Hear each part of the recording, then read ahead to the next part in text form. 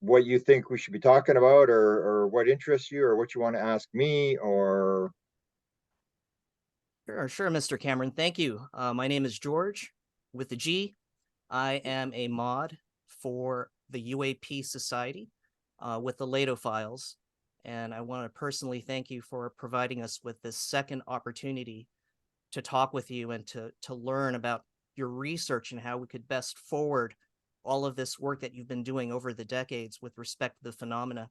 I'm going to go ahead and pass it off to my other co-hosts. They can introduce themselves, what platforms they're on, and what got them interested into the phenomena. And I guess we can have an open discussion to best learn from you. yeah, beautiful. Okay, Christian, go ahead. Hey, I'm Christian Ramirez, and I'm with the Transcendence Podcast on YouTube and TikTok. I share information there. I started researching into all of this, getting into near-death experiences. I had some weird experiences myself, and crazy enough, the near-death experience stuff brought me right into hypnotherapy and the UFO phenomenon, and that's where I discovered the connection between all of that and consciousness. Wow. So you're awake. Who wants to go next? My name is Jonathan Leeser.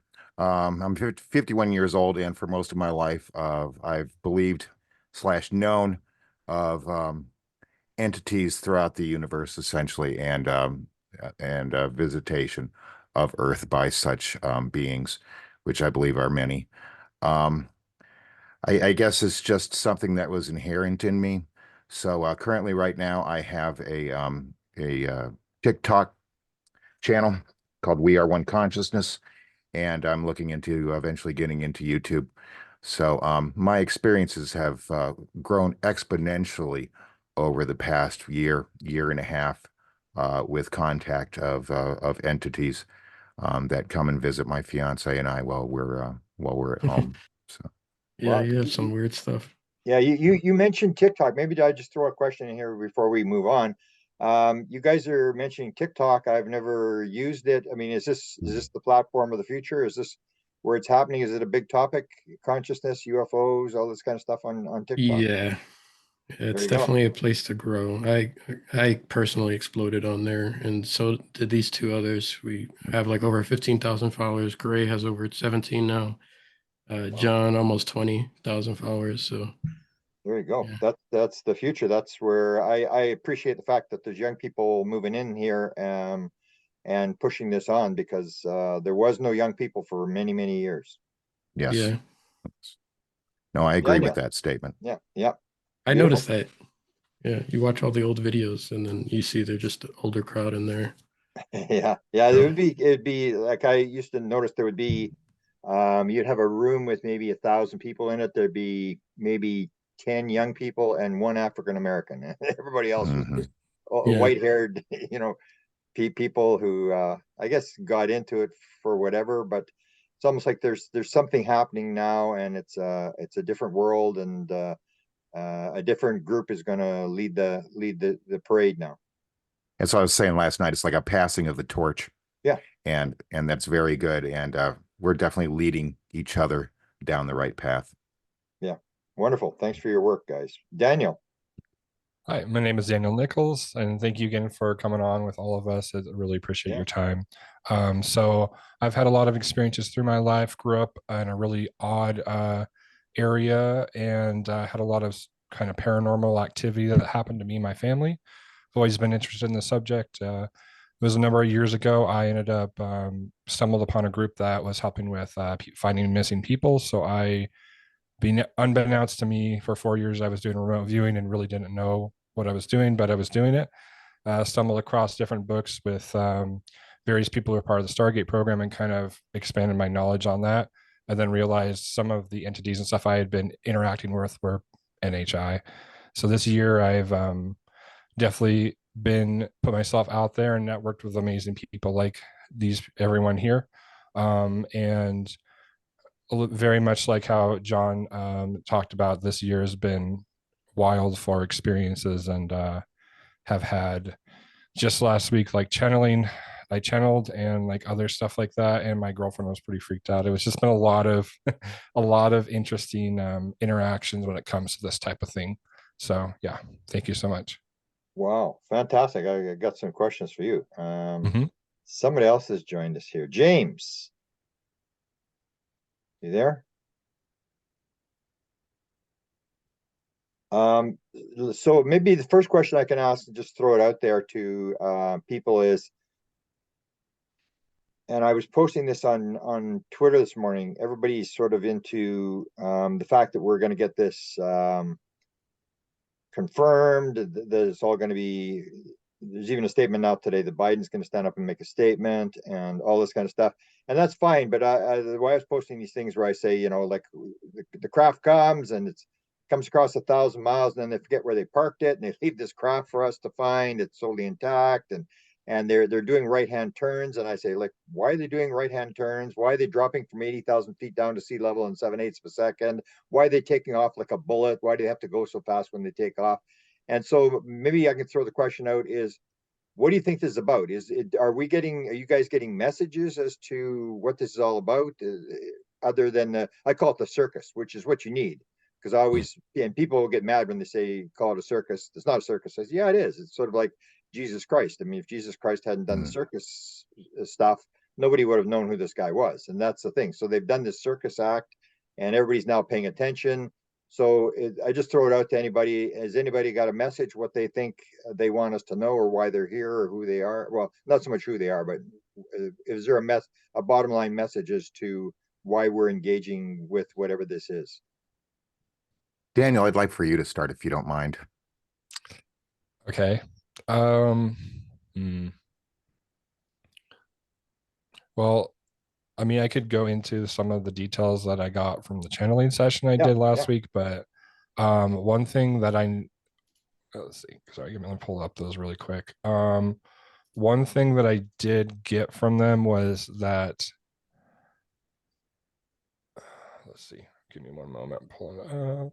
Okay, now let me ask one question. Are you relay channeling or are you trans channeling? Because you watched the interview. Well, I sent the material. I can send it to you as well. I have an experiment I want to do with channeling with trans channelers. So there's a relay channeler where you're sort of relaying messages back and forth, and then a trans channeler, whatever takes over, and the person is not there. They're sort of sitting in the back seat or in the trunk or whatever, and they really know what's going on. And we're trying to do this experiment where Jay-Z Knight, I don't know if you know the experiment. Jay-Z Knight, Ramtha actually told her to run this experiment, and what she did was in a trance channel. And I'm like, Bashar had agreed to do this, and it just hasn't come off yet. And trance mediums and stuff like that, where it's actually a trance situation. So Jay-Z Knight, what happened with her was that they took her DNA when she was normal. Then she went into the trance and took her DNA, and it changed. It changed from female to male, and it was a completely different nationality and stuff. And that comes to this idea that the whatever consciousness is running the body, that's the DNA that's going to show up. And so we got the one white crow, and everybody said, "Oh, Jay-Z Knight faked it." And I said, "Well, maybe she faked it, but what does it take to run another experiment?" So are you trans channeling or are you relay channeling?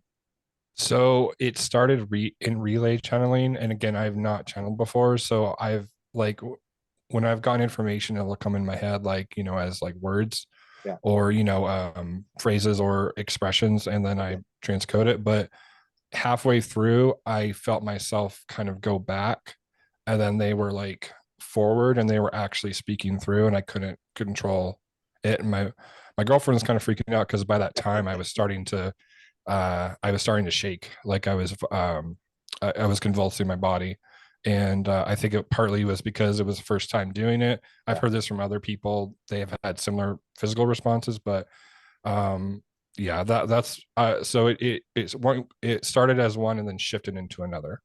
Was it a collective, and what did they call themselves? Not sure about what they call yet. I haven't gotten to that point. I've been more so interacting, but it was a collective. They had, so John's entities, and he can talk about that in a little bit. They had conveyed that they actually knew each other or had some form of alliance, and they were aware. So they addressed my girlfriend's concerns first because she's been really worried about might get different encounters, and they're like, don't worry. Like, they stated that we were family. That they were connected through me, that I was safe. And this was while I was receiving the information. And then when they actually started coming through where I was not in control, they said, there's been a lot to do in the next 5 years to happen, 5 specifically. Connection was planned and it wouldn't happen, and it would happen if it was, and it was up to you. Disclosure of the others is happening no matter what. And integration on the spiritual into the physical needs to happen. And they have, and yeah, that was like the most prevalent part. And when they were speaking integration, I was almost not yelling it, but it was very coming through very strongly. Um, like when I think about it now, I could go to the wall and start writing it all over. Like it was very Wow. very bold, like in my mind. And so that was like, they addressed other things, including just some of stuff that I unpacked, that I had a cover memory of owls when I was young. I remember that specifically, and I realized that was a cover memory. And so they addressed that. I was kind of saying sorry for causing this trauma. They specifically told me that my girlfriend was writing everything down. I was crying, but they were still talking through, so I wasn't fully like emotionally able to, express that until they receded, and then I started crying. But it was a really interesting experience, and I'm still unpacking. Also, so John, while I was going through that channeling session, he actually sensed it while he was sleeping. He actually texted me later and was like, "Hey, I saw someone who was like convulsing," and someone I knew, and there was entities talking through him. And I was like, "Yeah, that was me. Sorry for." You did the same with me. Daniel actually messaged me in the middle of the night. It was like 3 a.m. for me, and my girlfriend had woken me up, just freaking out, like, "You okay?" Like, because I've had like sleep paralysis over the years, and that's when some of the strange stuff started happening. And sure enough, Daniel messaged me like a couple minutes after she had woken me up, and she's like, he's like, "I felt like something happened." And I was like, "I don't Yeah. know, man, but like I don't believe in coincidences." And that was really weird of you to like just message me out of the blue like that. So when I And was napping, it was kind of strange because I didn't know what Daniel was experiencing, at least consciously. And so we get into the consciousness of us being all kind of intertwined. So it was kind of one of those things to where when I was dreaming, um, I could see that there was this glowing yellow, kind of like the sun yellow being that was talking to or discussing information which I couldn't garner to a kind of like an astral form. And the astral form with that information that was being back and forth communicated was causing this astral form to vibrate like it was a frequency. And as I was witnessing this from the side, it's hard to explain. There's this different perspective, as if you're like, I don't believe it was a remote viewing thing, but I was still kind of bearing witness to it. And so my body was extremely anxious, very, very anxious. Like I felt like I was running a marathon. And so I was tossing and turning in bed quite a bit. So when I woke up, I kind of gained my senses after a short period of time. And Daniel and I talked to each other quite frequently. And so I had just messaged him before he messaged me. And I said, I had the most restless sleep. And this is what I was experiencing during my sleep. And then he confirmed that he had actually had that channeling experience. And it's quite phenomenal. And it's just, to me, it's just proof that we're all interconnected in a way that I've asked the entity group, which they've divulged that at least one of their names is M, if not the whole entire species is named M. And at one point in time during our communication, I asked if what I do is I use a dowsing rods or channeling rods. Okay. And then we also use a ghost box or a spirit box. And so I was asking through the rods, it's kind of, I can feel this energetic flow, like my frequency is going up within my entire body. And I'm like the instrument, if you will, of the communication that flows through me. I can feel it kind of at the back of my neck, the top of my head, that goes into the rods. And then when they want to speak, the rods will turn and they will face the spirit box when they want to speak through the spirit box. But that's just a quick explanation. Wow. But I asked if they knew of my friend Daniel, and through the spirit box, the song "My Brother Daniel" or "Daniel, My Brother," I'm sorry, from Elton John started yeah. to play. Wow. And I've also asked in the past. Chris and I had a rod session months upon months ago, and I asked if they could communicate through the Chris's rods on his side, and they answered a question as yes. So we Simultaneously. simultaneously. Yeah. So we know they know of just this one entity group knows at least about our connections that we have. And it's quite fascinating. I could go on, and I don't mean to ramble, but I could go on for hours about the experiences that we've had. And it's not something that has just really hit us out of the blue. It's taken time. There's been caution on both ends, on our ends and on theirs, as far as this communication uh, between us. Now, when I say us, I always try to reassure them that I see us as one, where the universe is experiencing itself, but in different forms. So I am them, they are me, we are one. And from what we've garnered so much, I'll just end with this for the moment. What we've garnered so much from is that they are really coming across with the message of love, and I think that that's what they're trying to prepare us for when it comes to the disclosure, however it may happen, is love, and it's a love that is incomprehensible to the current state of consciousness that humanity has.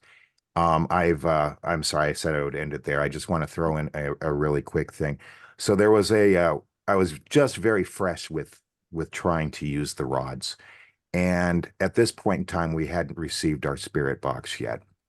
And we usually will talk to them in our kitchen because, you know, that's where the hearth is. And I was asking genuinely, as I always do, if I would ever see them, if I would ever meet them face to face. Not that that's what I need as proof, but it's always something that internally I want to experience. And they said, not at this time. So, yes, no, as far as the rod's point. And I said, can I sometime in my lifetime? And they had said yes. And then I said, I wish it could be now. And not trying to be selfish. But what had happened at that point in time is the rods, they give me hugs. I know might sound hokey to some people, but they gave me my first hug. And that's when the rods, they're not just doing a yes, they're coming across. So the one on my right hand is touching my left shoulder. The one on my left hand is touching my right shoulder. When that happened, I had like that, my soul, like almost like dissolved. It's so hard to explain. I've never felt it before in my life. It was this feeling of universal is the best I could put it. Again, words can't really describe universal love. And at that moment, I could feel them, you know, embracing me. And all of this built up anger and sadness and these negative feelings that I had built up within my soul of 51 years started peeling. I could feel the energy peeling away from my chest and my soul kind of, and I felt it kind of going towards the left, which I found was interesting. And I wept like I've never wept before. I wish that everyone could have that feeling. To Wow. to add on really quickly to what you said, John, I did a session with the rods, and I was the one who told John about the rods, and he's like, "Oh, I want to get them," and then he ordered the same one as me. And um, when I got the rods, I had some weird experiences in my life, and I wanted to know if it really happened or did I just imagine it? Because I've had some like visitation experiences, and very recently this year, I've had two occasions where I felt like I was actually taken, but I have no recollection of like inside of a craft or anything like that. I just actually remember feeling my body lift up off the bed, and then it just blank. But before the first one had happened, when I felt my body lifting up, it was just a tremendous fear.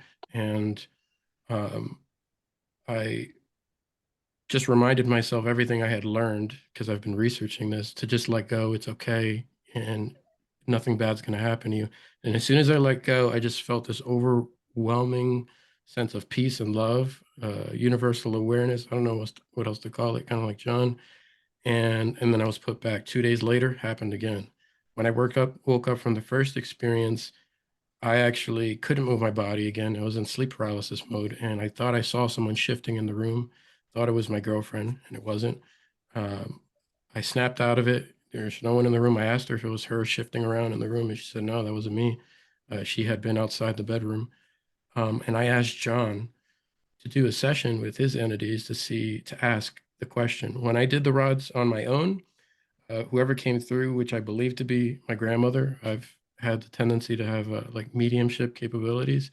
And grandmother came through and she answered those questions. She said, yes, that was real. I asked her if ETs exist, interdimensional beings. Yes, they exist. I asked if disclosure was actually happening right now, and she said yes. I asked if the time frame, because there's a lot of weird stuff, even Chris Bledsoe talking about it, about this 2026 2027 time frame. Is there something to that? Is that real? They said yes. I did the session with John.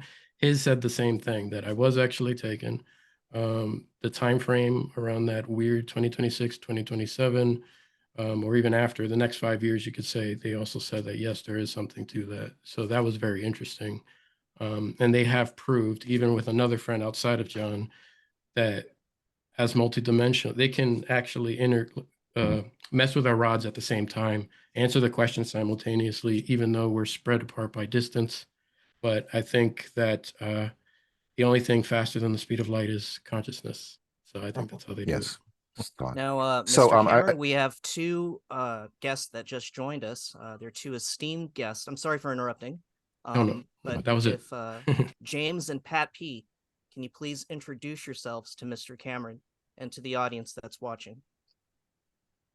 Hi, James. Hi, Grant and everybody. I'm Pat Pearsall. I have been for the last 7 years part of Dr. Greer's team. Oh, Before nice. that, I basically, I don't know, from the age of 12 or 13. Oh yeah, there you go. Excellent. Long time meditator from I don't know, 50 years, 60 years or something. So that's kind of who I am. My interest is not along the lines of the reverse engineered technology. Do I know a lot about it? I do. Just having been, part of Dr. Greer's team for all these years. It is not my interest. My interest is consciousness, meditation, consciousness, and the understanding of frequency and what we all are, the energy of this world, and trying to get people to wrap their heads around all this frequency. Yes. Yeah. So Yes. that's kind of who I am. Yeah. beautiful. Yes. Thank you so much, Pat. That's very important. I've had a lot of thoughts about that. That we always, especially now in the media, it's always focusing on the technology. Yeah. They're able to use this technology because they're mature enough spiritually in order to be able to use it. And I think that part of the unlocking of the reverse engineering programs that I'm sure they've had psychics, just to put a general term out there, to try to understand, but I don't think that they have because of the maturity fully, because of the lack of maturity level within their spirituality and their consciousness. And I think that's really what's held us back. I really don't think that I've had many discussions with Dr. Greer on this, and we kind of disagree on this a little bit. This technology that everybody would love to unlock, and all the really even the 0 point energy and all of the exotic technologies, right? If we somehow wrest those technologies from the hands of wherever they are, there really is no one on the face of this earth, in my estimation, with a commensurate consciousness level, frequency level, really to control that for the good of all. It just doesn't, I hate to I don't want to step on any toes, but in the science community, I mean, I don't see a lot of scientific people who are meditating and raising frequency, right? And so basically, you're going to get it from one group, and you're going to make this horizontal move to another group who within a very short time are going to look exactly like the original group, because that kind of power corrupts. So, I mean, that's my take on it. So my whole interest is teaching about consciousness. Yeah. Excellent. I think I'll make a I look point on forward to that. hear. Oh, sorry. I look forward to learning from you. I think we all have things to teach each other. Yeah, Yeah, I've gotten a couple really good downloads from these people. Beautiful. I just want to make a point on that, because people are talking now about this thing. It's apolitical and everybody's on board and we're all, one on this thing. And I said, just wait until it actually breaks. It'll be like anything else. It'll be like water, metal, whatever. The bad guys will use it for bad stuff, and people like Danny Sheen will try to save the earth. It's just another element of things that we've been given, and the sort of the divisions will take place as soon as this thing has been exposed, and that everybody's going to go their own way. The people that want to make money are going to try to make money. The people that want to make weapons are going to make weapons, and the people are going to try to save the earth. They're going to try to save the earth. But now they're talking about, oh, we're all together. Isn't this wonderful? And it's like, just give it time. Yeah. Yeah. There's that duality. James, That's go ahead. Hi, I'm Jim. So I'm sure George invited me on here because I have a perspective on all this, and that I do believe it's possible that this could all be happening. But I personally have experienced like several different potential realities, right? Like one could be pantheistic, one could maybe be we're about to experience some kind of judgment or change is about to be made. So I've like experiencing these things from a first person perspective. And I'm left with like, okay, well, then which one do I choose, right? Do I even choose? Like, so I kind of don't engage with it regularly, and I refuse to, because I have no idea what to. There's no common ground that I can go to and be like, oh, this is true, this is not true. Like, which one of those realities is true? Are we all one thing, including my dog and the monitor, or is there a monotheistic God who's about to render judgment on the planet? Like, so it confused, I guess, and like on board with people here, except for I'm probably the most reserved. So I'd love to get your opinion on that. I do want to say Yes. that. Oh, sorry. Go ahead, George. Yes, that kind of sparked a question in my mind that I'd like to pose to the group. In terms of these messages or these themes that channelers receive, or even religious people from varying faiths, are these consistent themes or messages that are conveyed by individuals such as yourself or whatever have you, who claim to channel alien beings or extraterrestrial life, interdimensional life? How do these messages vary across different channelers and cultural contexts? Is there a consistent underlying thread, or does it differ from culture to culture or time period to time period, for instance? From what I understand, just going into some channelers, I know of Bashar, but there is another, I always forget her name. She channels a Palladian collective, and it's pretty much, what I've noticed is that they use different terminology. But what I found fascinating is that what they're sharing is what a lot of near-death experiencers are also sharing after coming back, about this universal oneness. Dolores Cannon hypnotherapy, that's also, I guess, I don't know if you want to call that channeling, but sometimes in a regression, the being or entity that took a person, like an abduction case, let's say, actually comes through the person as if the event is happening now. which falls in line with what near-death experiencers are saying, that everything is happening all at once, everything's happening right now.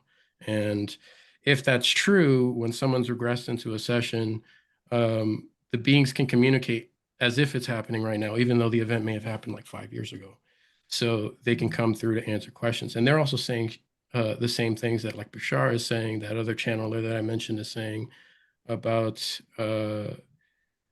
this disclosure, about the oneness, the interconnectedness of all things, that death is an illusion. It's like waking up from a dream.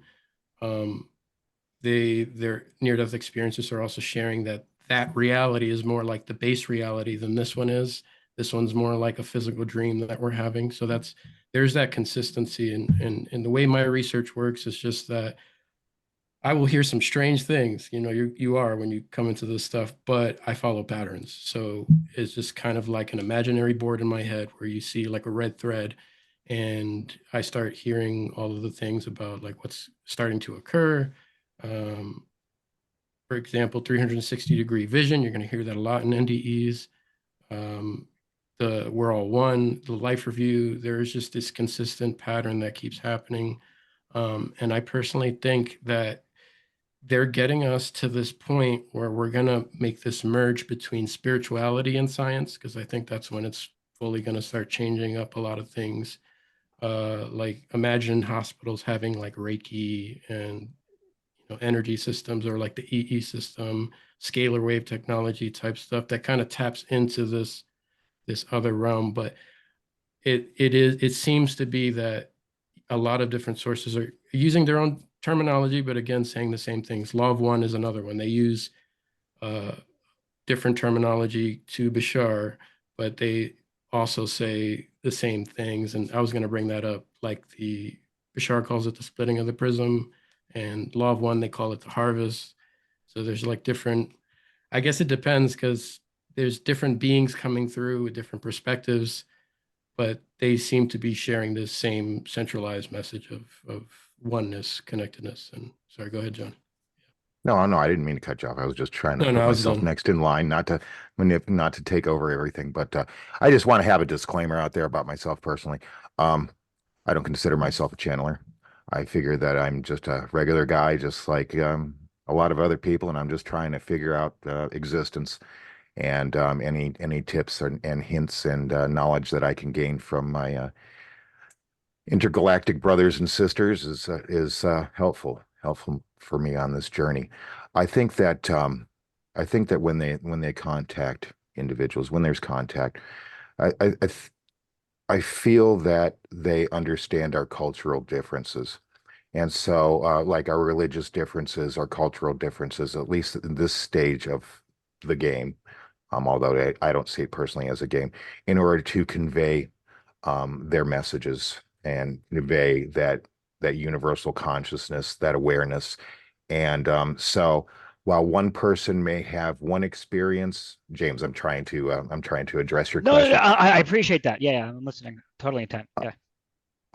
That while one person's experiences may differ from another's, you do kind of have those main central themes as far as love and creation themes and so on and so forth. I believe that there's a little bit of truth, at least a little bit of truth in everything from mythologies to current belief systems, and that we can, if we absorb as much of that knowledge, be able to discern what fits us individually. And that comes up to the whole aspect of what is reality. So my reality is going to be probably slightly different than Mr. Cameron's and then Christian, but it's where we find that commonality that can unite us. Okay. Well, but so you're saying that there is going to be a common ontology that will be illuminated to us all, and we'll all Yes. be on board with it. Right. Because I'm Well, not so certain. Like from based on my understanding, like I could see a Scientologist making this fit. We're all in a prison. I can see Christian making this fit. Like, and God forbid these beings become physical and present like a Jesus. Is that the Antichrist? Like it's like this is. I think I'm on Yeah. Grant's side where like just wait. Like there could be a lot of conflict here. So Oh, what is the there's common going to be. ontology and how do we get there? Yeah, there's going to be a lot of conflict. We're humans, and as far as our spiritual development, I don't even know if it's safe to say that we're infants.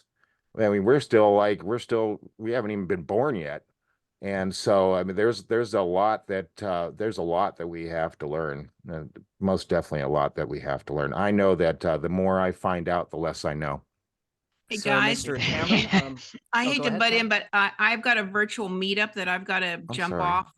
I wish I'd come on earlier. If you guys do this again, I'd love to be part of it. You know, this is my kind of conversation, consciousness, frequency, the world, love. Yeah. Absolutely. Pat. But I do We'll be have a in virtual touch. meetup with a membership in 4 minutes. So Okay, thank Beautiful. you all. Pleasure. so Meet much. you, and I'd Namaste. love to be on again. beautiful, Thanks. beautiful. Namaste. And Mr. Cameron, looks like we got a new A person that replacement. joined us. A replacement. And Leslie, if you can go ahead and introduce yourself to Mr. Cameron and the group. Hi, I'm Leslie. I'm a mod over at UAP Society Discord, and yeah, I just was excited to join. It was kind of last minute, but I'm here, and it's a pleasure to meet you and to be Pleasure. here Beautiful. discussing with you guys. Beautiful. Have you got any wise words for us? Have you got a common message that you think is coming through? Well, you know, I don't know how far-fetched this is from what you guys were discussing previously, but I, believe that we are eternal spiritual beings having a very temporary human experience, and that Right on. we are love and we are light, even though that sounds really It cheesy. won't be so crazy in another couple months. Let me guarantee you. Couple That's about the months. end. That's about. I I love agree. that. That's About the ambitious, end. Mr. Cameron. What makes you say a couple of months Well, from now? I if you heard the interview I had with Steve Bassett, I mean this whole Schumer amendment. Schumer has, according to Danny Sheehan this morning, said he's not backing off. This is going through. They are not going to change any wording in the amendment, and this will be signed by Biden. And I asked I asked Steve Bassett. I said, why is the president not stepping up on this thing? This is the biggest issue. Why don't they grab this thing? If he's behind this thing, take control of this thing and take credit for this thing and become the president. And what's going to happen is this bill has to be signed by December 22nd. And even if they get the eminent domain pulled out or whatever they end up pulling out of here, I think that Lockheed is part of this disclosure thing. They went to Tom DeLonge in 2015. They were part of this whole thing. And so in December the 22nd, this National Defense Authorization Act is going to be signed by Biden. He's going to have like 10 or 12 little pens. He writes one letter with one pen, another pen, and hands out the pens. And there's people standing around. There's going to be like 50 reporters, and they're only going to ask one question. And it's going to be the UAP question. And the minute the president says, yeah, this is for real, we agree with this, we're going to work on this, we're going to expose this, it's game over. Because that's what everybody's been waiting for. The first big move when all the young people came in was that I was started in 75 all the way up to 2017. I wrote an article. I said, there's absolutely no way this thing's ever going to get disclosed. There's no way. And then 2017, the New York Times did the story, and it was like the New York Times says it's real, and boom, it just exploded. Down the hill it went. The disclosure started. People started getting on board. It wasn't a toxic issue anymore. People could talk about it. Same as now, people could talk about consciousness. But that started, and now the Schumer amendment is what everybody else is waiting for now, is the president to stand up and say it's for real. When the president stands up and says it's for real, it's game over. I mean, it's going to go so fast, you're not even going to believe it. It's going to be viral. Even if you see on Twitter, I interviewed this Chris Sharp from Liberation Times, this young guy who talked about the story about the Republicans trying to block this disclosure thing and Schumer trying to push it through. And he did this article, almost 1 million people read it. If you take a look at the stuff on this UAP and you see the number of retweets, it's hundreds of thousands of people reading every post. This has gone totally viral. And once the president signs on the 22nd and he admits, yeah, this is for real and we want to disclose this stuff and we're going to do it between 2024, 2030, it's just going to take off because everybody's going to get on board. All the newspapers are going to get on board. Everybody's going to have it as a story. It's already started now. When you get a young kid in England writing an article and 1 million people read it, the times have changed. So I think in a couple of months, I think what the big surprise is going to be for everybody's into the technology, we're going to get the engine out of this thing. And then suddenly the Lakatsky, the guy from the big program, comes up and says, he says, I've got authorization from the government to tell you that this UAP technology involves physical and psychic. And that's the big change, is that this psychic component, everybody wants the technology. We're going to have free energy and we're going to make weapons from this stuff. And that's not going to be the thing. It's going to be like, get your little suit and tie on. It's time to go back to church. This is going to turn out to be very, very much different than what I think people are waiting for. They're waiting for little aliens and engines and stuff like that. And it's this consciousness thing that's just going to blow people away. And they've actually admitted it. The head guy has actually already admitted the technology is got to do with physical and psychic. And that brings in the consciousness thing, which still, if you take a look at science, we'll now talk about UFOs. They still will not talk about consciousness. It's still a woo-woo. It's a toxic subject. We don't want to deal with it. That's the main the thing that I think that's going to change, is people are going to realize it has this sort of component where if you're talking about channeling and stuff, this is not crazy. This is probably part of this whole thing. That's, I think, and 22nd of this month, Biden will sign some sort of amendment, whether the whole thing's in there or whatever it is, but it basically says we are going to unravel the whole thing. We're going to tell the story, and it has a huge consciousness component to it. Now, Are we Mr. going to have Cameron, a into common the group. ontology? I'd ask that question to you, Grant. Like, Oh, go ahead. because that was my question. And I'm sorry to catch your name, and your name's No, it's not all on. good. This is We It's Are all good. Consciousness.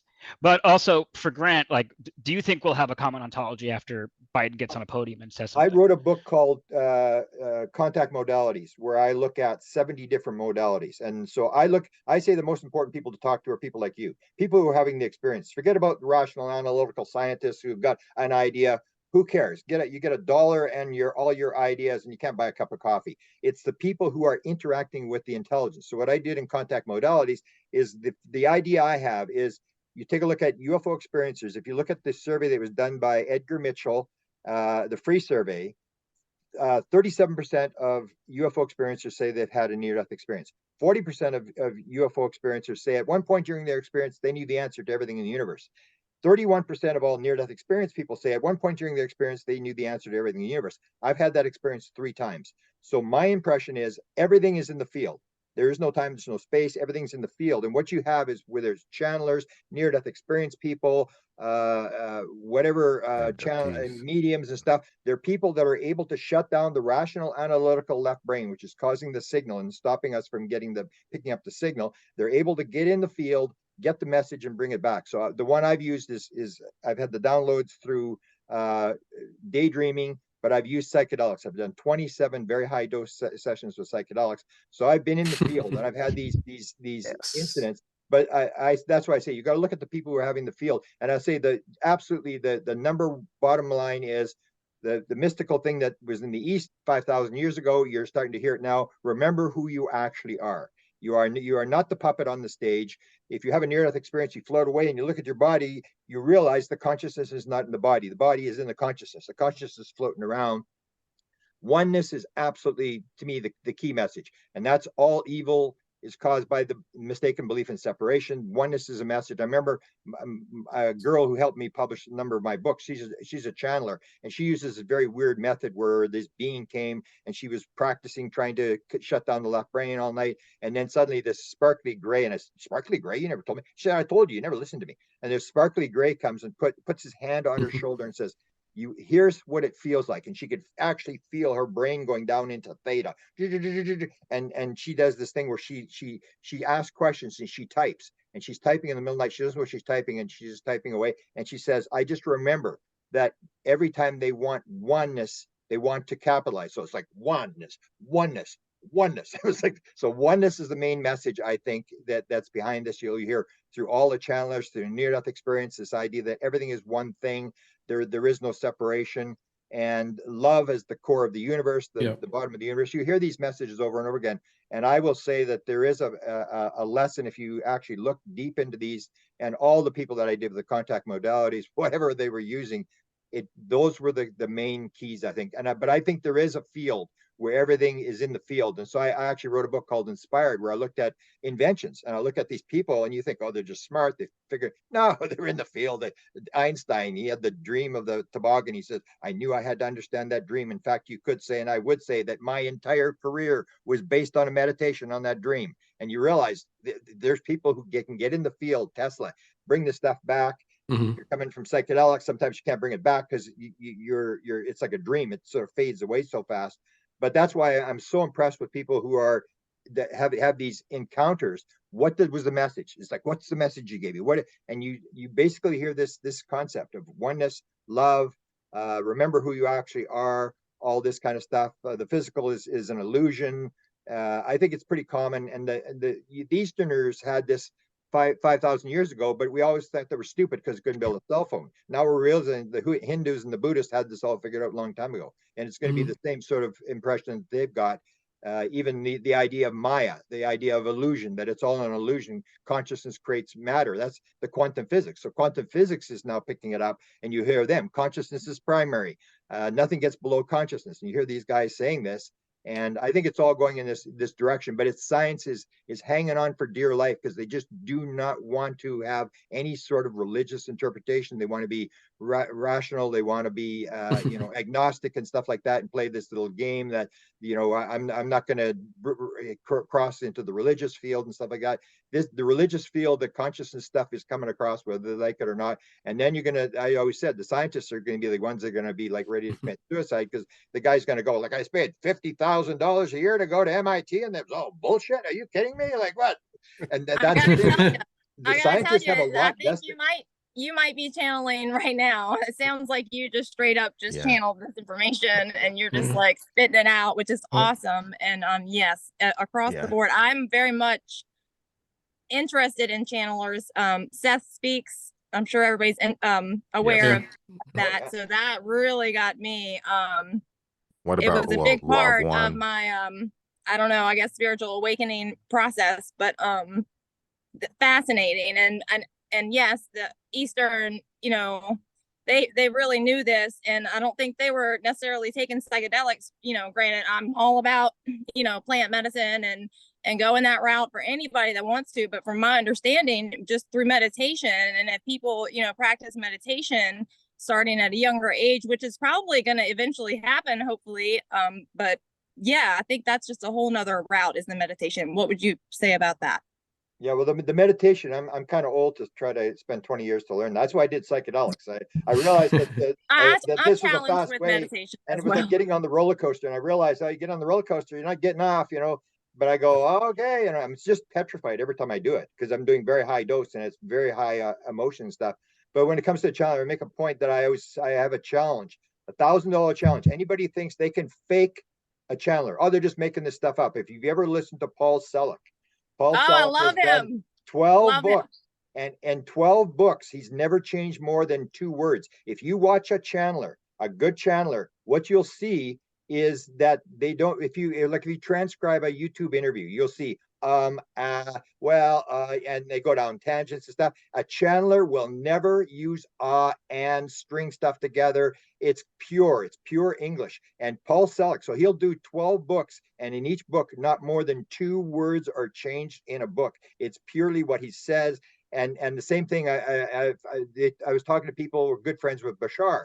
I didn't realize this. The Bashar, when he channels, they say when you're sitting in the green room with him, he hacks and he coughs. He has this, like Paul Anka, he has this thing where he keeps clearing his throat. And he said, as soon as you go into trance, that stops.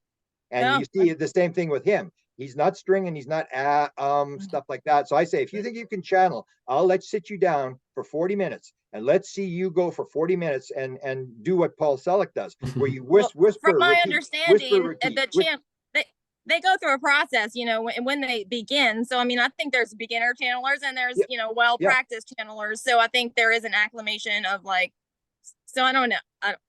I'm not quick to question people, but I am very much, using my intuition to discern, what I'm hearing, I guess. Yeah. If I resonate or I don't know. I'm so Grant, I have to ask you. Yeah, go ahead. because I'm confident you've had interactions when Terrence McKenna was still alive, and like how do you view that as a cautionary tale, and how do you know when things are lying to you, right? Because there is an aspect to this, and again, that's kind of like my overarching thing is like, yes, I had this experience, and I couldn't explain to my wife why she was me and I was her, and she just couldn't understand it. But like at the same time, how do I even know that was real? Like that just could be a common thing the brain does, and the default mode network is because I have experienced several different kinds of things, and they can't all be true. So like Okay. Because using Terrence as the if you example. talk to somebody who has a near-death experience or a psychedelic experience or whatever, and when I had my download experience in 2012, February 26th, this one where it told me that this is all got to do with consciousness, it comes with absolute certainty. It's Oh, like, I agree with you. know, I've experienced it. I'm yeah, with you. George, can you exactly. fill in But the blank so for me so here and explain so why? and it's more. They'll say it's more real than the real world. So if that's an illusion, then you're real. They'll come back when you come back into the dream. They'll say this is the dream, and that's what I discovered. So it's all plastic. So it's like when you go into, for example, Lakatsky has said that they did this study and they got all the data from all the UFO sightings, and what he stated was 200,000 UFO sightings in the data, the government database. Every single one is different. That changes everything. And then I wrote a book on 36 people who claimed they've flown the craft. So you say, well, are they making it up? And like Ava asked this yesterday, and I go, when somebody you go and talk to somebody and they say they flew the craft, you go like, that's not something. If you're going to make up a UFO story, that's not something you're going to put in the story. You're not going to put in the story, I could see in 360 degrees. Or what people will say, the craft was 30 feet across. It went inside. It was the size of a football stadium. That's not something. And people are all saying the same thing. And they'll say it came with absolute certainty. That was the real thing. But when you get into that world, it becomes very plastic. It becomes, it's like you talked about this evil thing. If you take a look at the research that was done at Stanford University in the lucid dream lab. So in the lucid dream lab, they learned to get people into the lucid dream. And what they would do is one guy, they see his eyes moving back and forth. And they said, what were you dreaming about? He said, I was watching somebody play ping pong. So what they would teach these people, when you get into the lucid dream, they got them all wired up in with the electroencephalograph and stuff. They wire them and they say, move your eyes back and forth 4 times. And then the person goes and the person starts to sleep, and all of a sudden the eyes, you can see the eyes are moving back and forth, and they're giving the signal, I'm in the lucid dream. And what they say there is whatever you manifest is what happens. So he said, if you run into the evil alien or the devil or whatever it is, that's you creating this. It's all consciousness. Everything is happening in consciousness. Nothing can harm you in consciousness. So when you see the evil alien, and the psychedelic people say the same thing, you go to it. You do not run away. You go towards it. Yes. It's there for a reason. You give it a big hug and kiss, treat it with unconditional love, and that evil demon will turn into a positive being and give you a positive message. If you run away, you're reinforcing it. And that's what they'll say in psychedelics. The number one rule is be curious. Do not run away. Whatever you see, go towards it. And so I don't really believe in the good or evil. I believe it's all experience, and that we are part of the manifestation. That's the whole idea of Max Planck, the quantum physics thing. Consciousness is primary.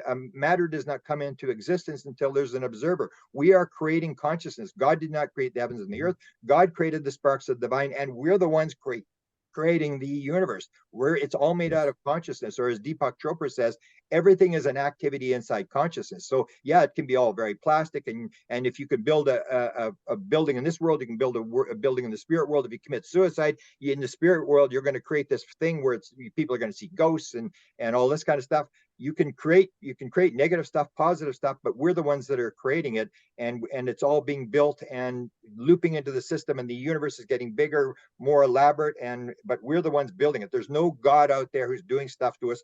We are the creators of the universe. That's the way I see it. So is it like a scalable American gods kind of reality? Like our cumulative belief can then make the thing real? Like, oh, we can make Odin God if we wanted to, because if we just all really truly believe that. If you take a look at Al Gore, the beings can do this kind of stuff where they can go through walls. They can do this, they can do that. They're just on a higher vibratory level. They understand better how the whole system works. We think it's matter, we think it's solid, we're making all sorts of illusions. What they told me, the number one message I got in my psychedelic stuff was, you think you got this you understand this, you haven't got an effing clue what's going on. And they told me this over and over again. And then at one point I said to this whatever it was. I said, well, come on, I'm just trying, you keep bugging me about this, my ego and all this kind of stuff. I said, well, you tell me what's going on. And then this whatever it was says, we don't know either. And I go, come on. And it was like they were talking at that level. And so there's these different levels. It's like we believe that there's spirits out there, there's God out there or whatever. And I say it's all the same thing. We're in the water, and we're at the bottom of the water in the dark. And from time to time, you get a channeler or somebody's had a near-death experience who's able to float higher in the water, and they get closer to the surface where the sun is, and they can see these fish. And then they go back down below, and they first say to the fish, "What level am I on?" The fish goes, "What level are you on? You're not on any level. You're in the water, you idiot." And it's all consciousness. You're in the water, and you float back down into the darkness, and then you tell people, "Oh, I had this experience," and say, "Well, maybe it's an illusion. Maybe no, I was there. I know I saw these fish." And that's, to me, it's all vibratory. It's all that you get to God. And the original people said, what of my concept of God? My concept of God would be it is consciousness that's not vibrating. You have people who do 5-methoxy DMT, this thing where they're at one with the light, and there's nothing. It's just this stillness. They're the love, and they're in this light. That's the whole idea. And the idea is in the Bible, it says God moved. So God moves, and the vibration starts. And as what the Hindus call, that's when the Maya starts. Anything that's vibrating is illusion, and it's different levels of illusion, physical, but it's all being created by consciousness. So we're creating it. It's just all different levels of vibration, and it's all God. And once God vibrates, it starts the consciousness. These different levels and different things start to manifest, and they understand how it works, so they can move into different levels. And as they told my Israeli experiencer friend, who wrote the book called One, same thing. It's like the message of one. And they said, when we come into your world, we take on a body. We don't need a body. We can take on whatever body we want. You can do the same thing. You just don't know it. Or another experiencer, Sherry Wild, who wrote a book called The Forgotten Promise, that she had agreed to come in and do this, and she tried to commit suicide 3 times. She was not very happy about this whole experience that she was having, and her being. She confronted him because he said he was from Andromeda, and then her editor said to her, "Andromeda? How can he be from Andromeda?" He said, "You tell me he's a Zeta." She said, "Yeah, he's a Zeta." "Well, then he's from Zeta Reticuli. He can't be from Andromeda." So she goes, "Okay, duh, what's the deal? Are you actually an alien?" And he said, "No, that would not best describe who I actually am. I'm an etheric being on a mission in the cosmos for the creator." And so that's the way I look at it. Like, everybody's playing these little roles, and they're doing this stuff.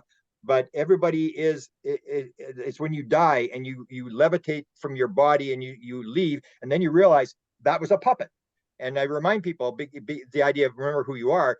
And then the time difference, it's like it was a flash, an instant, a blink of an eye, the life, and you almost don't even like attach yourself to the body when they die. They're like There's no almost ego. their body. And the UFO stuff, if you take a look at Danny Sheehan in this latest UFO stuff, one of the whistleblowers is telling the same story that the sky pilot people told me about flying the craft, where the craft is alive. You touch the craft is conscious. You become one with the craft, whatever you think is what the craft does. They have people, and I've had a number of them say when they go into the craft, it's huge on the inside of the craft. So Danny Sheehan tells a story about the guy. It was 30 feet across. He goes inside. It's the size of a football stadium. He becomes all disillusioned. He becomes dizzy. He can't figure what's going on. So he says, "I got to leave the craft." He leaves the craft, and he thinks he's been in there for 2 minutes. He's in there for 4 hours.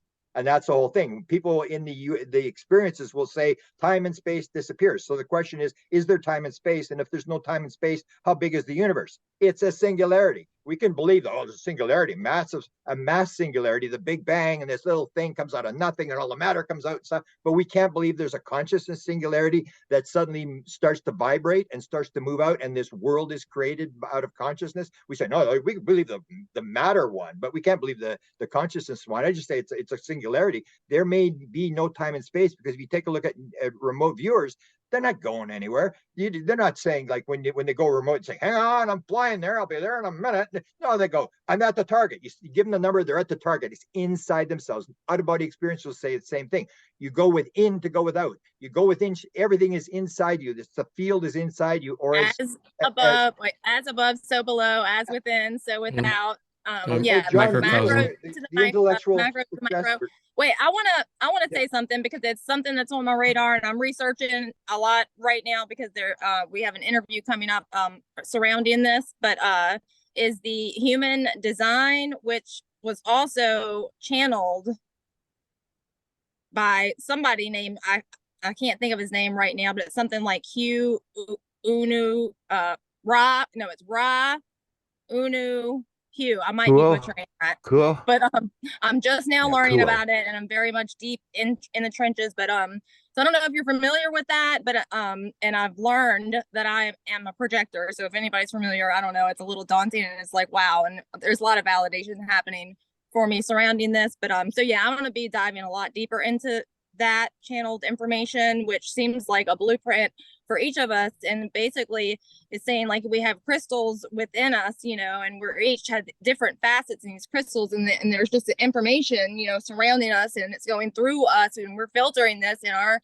crystals within us, you know, are basically, you know, we're translating the information in different ways. And, you know, so we're all like super important, obviously. And I'm still, so I don't know, that's one thing. But the other thing I wanted to mention is, yes, we are mentally, with our beliefs and mindset, we create what we see on the other side. But I believe it happens here too. It's just at a very much slower pace. And like the more high frequency you can be in, you can literally interact with the universe. I mean, I see synchronicities all the time, because I'm literally like just attached and like, you know, connected and like excited because of, I guess, the, you know, expansion of my consciousness, basically. I just want to say all that. I had a lot to say there. Yeah.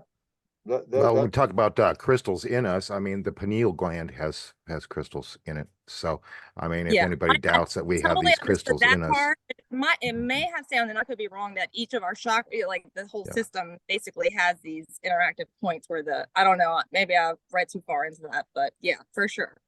But as far as Kuo goes, and LNL research, which big fan of that got me into it. I've told Christian this before, that in the years past, you know, like I said, I grew up believing it was, again, almost inherent that we weren't the only life in the universe, and that there was this big, huge metaphysical, at that point in time, that I was thinking of, universe that surrounded us. And there were a lot of mysteries that we just had no clue of. And I didn't really start understanding consciousness until I started getting into the law of one and the raw material. And that opened my mind, because I used to think that channeling was, I believed in UFOs and extraterrestrials, but I didn't really believe in channeling. It was just nothing that I had really truly exposed myself to. But maybe there were times that I saw a charlatan, and I just thought, okay, you know, this just isn't. It's just, I don't believe in it.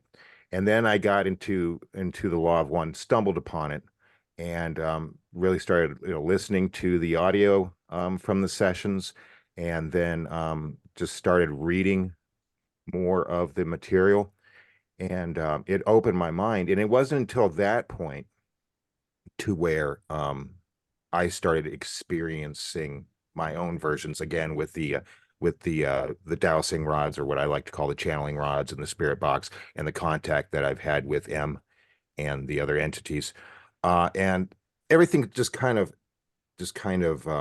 opened up.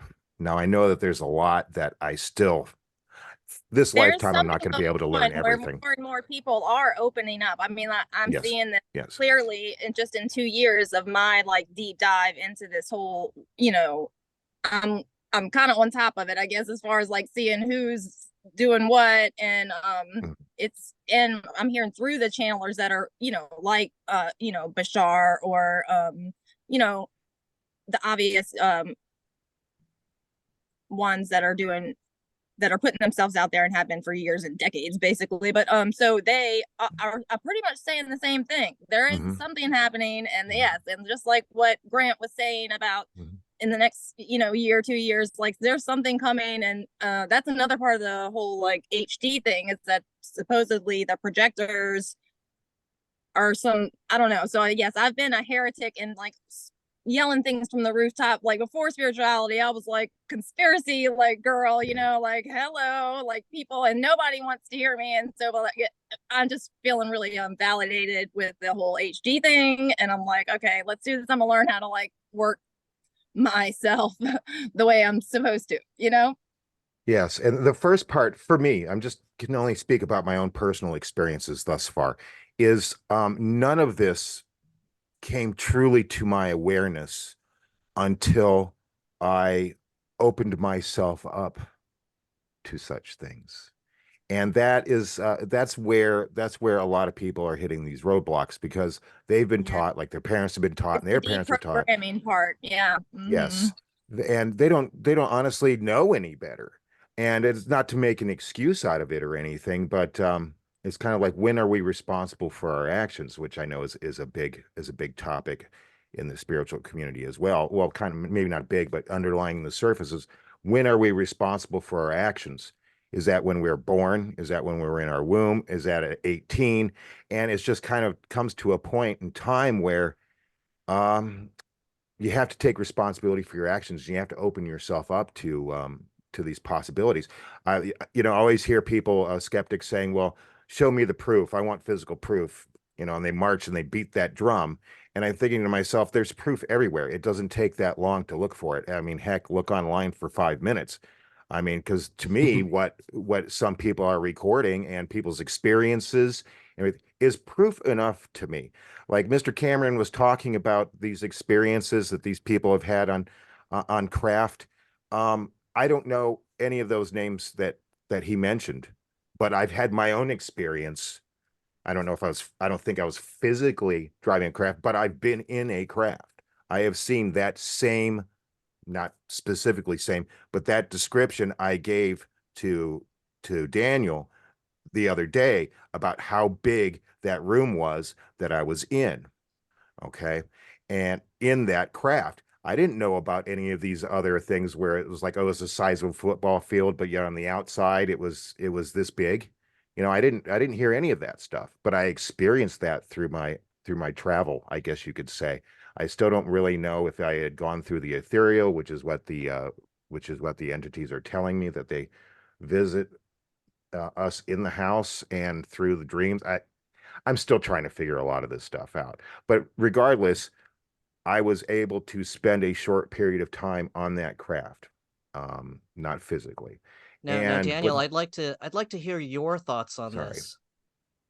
Yeah, so I actually wanted to. So James, you had I wanted to approach some of your question about your negative experiences, and I've had similar things. So my background, I came was Christian Baptist. I had a lot of hell, fire, and brimstone type perspective on things.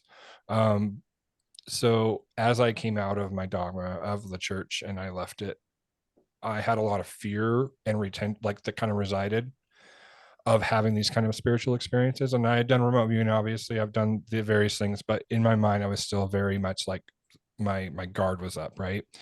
And that was something that took me a while to process and actually unpack, because according to me, there was all these demons, all these things out there, in the astral, having all this, like, this was my perspective, and there was always resistance when it came to astral travel or other things like that. And then as I slowly started to not listen to the fear, but listen to that internal, like that deep sense of like direction, I was like, there's something about this I need to work on. So um I had heard about a story about it was a few remote viewers that were in the Stargate program. They were told to go to essentially the Galactic Federation's home planet, whatever. So they did so. They went to this holy city. It was like a giant pyramid. And he went into it. And by the way, the few remote viewers, because they would usually do these in teams, they drew the same city, the same pyramid, the same layout, where the landscapes were, everything like that. And it matched up very well. But the one gentleman, he went into this like holy area, like, and it was like this pyramid temple, and there's beings are like worshiping like the one, the one consciousness. Goes in, lays on the table, and he's like, I felt so much at home or at peace, or like, he's like, I felt like I belonged there. I mean, it felt very he's like, it felt very familiar. And so I felt connected to that. I was like, that would be awesome. Experience that, but I'm not really sure about this whole NHI alien thing, because it's really scary. this was, back in 2018, 2019, I think.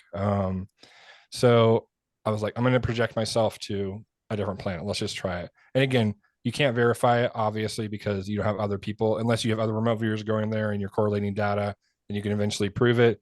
It's all hearsay. But I went to try to go to this planet that I felt drawn to. And then because I was afraid, I instantly got thrown back in my body and I could not go back.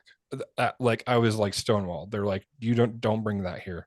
So it took me a few weeks to kind of readjust that. And I'm like, okay, I'm not going to go in with any intention. I'm just going to be kind of love giving. Like I'm just going to kind of go in with this perception.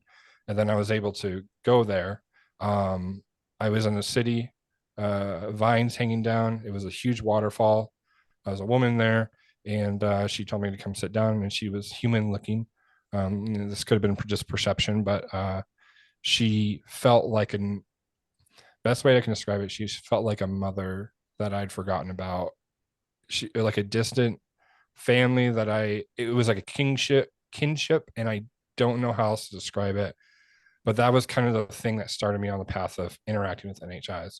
And I wouldn't have gotten there if I hadn't let go of that fear of the unknown, the fear of like evil and different things like that. And I think after going through those experiences, I've realized for myself, it very much is about what you're putting out, because it is ultimately a reflection of an internal, because you are consciousness. You are like, we're all consciousness. So we're perceiving, we're also attracting, and there's also a push and pull when it comes to them as well.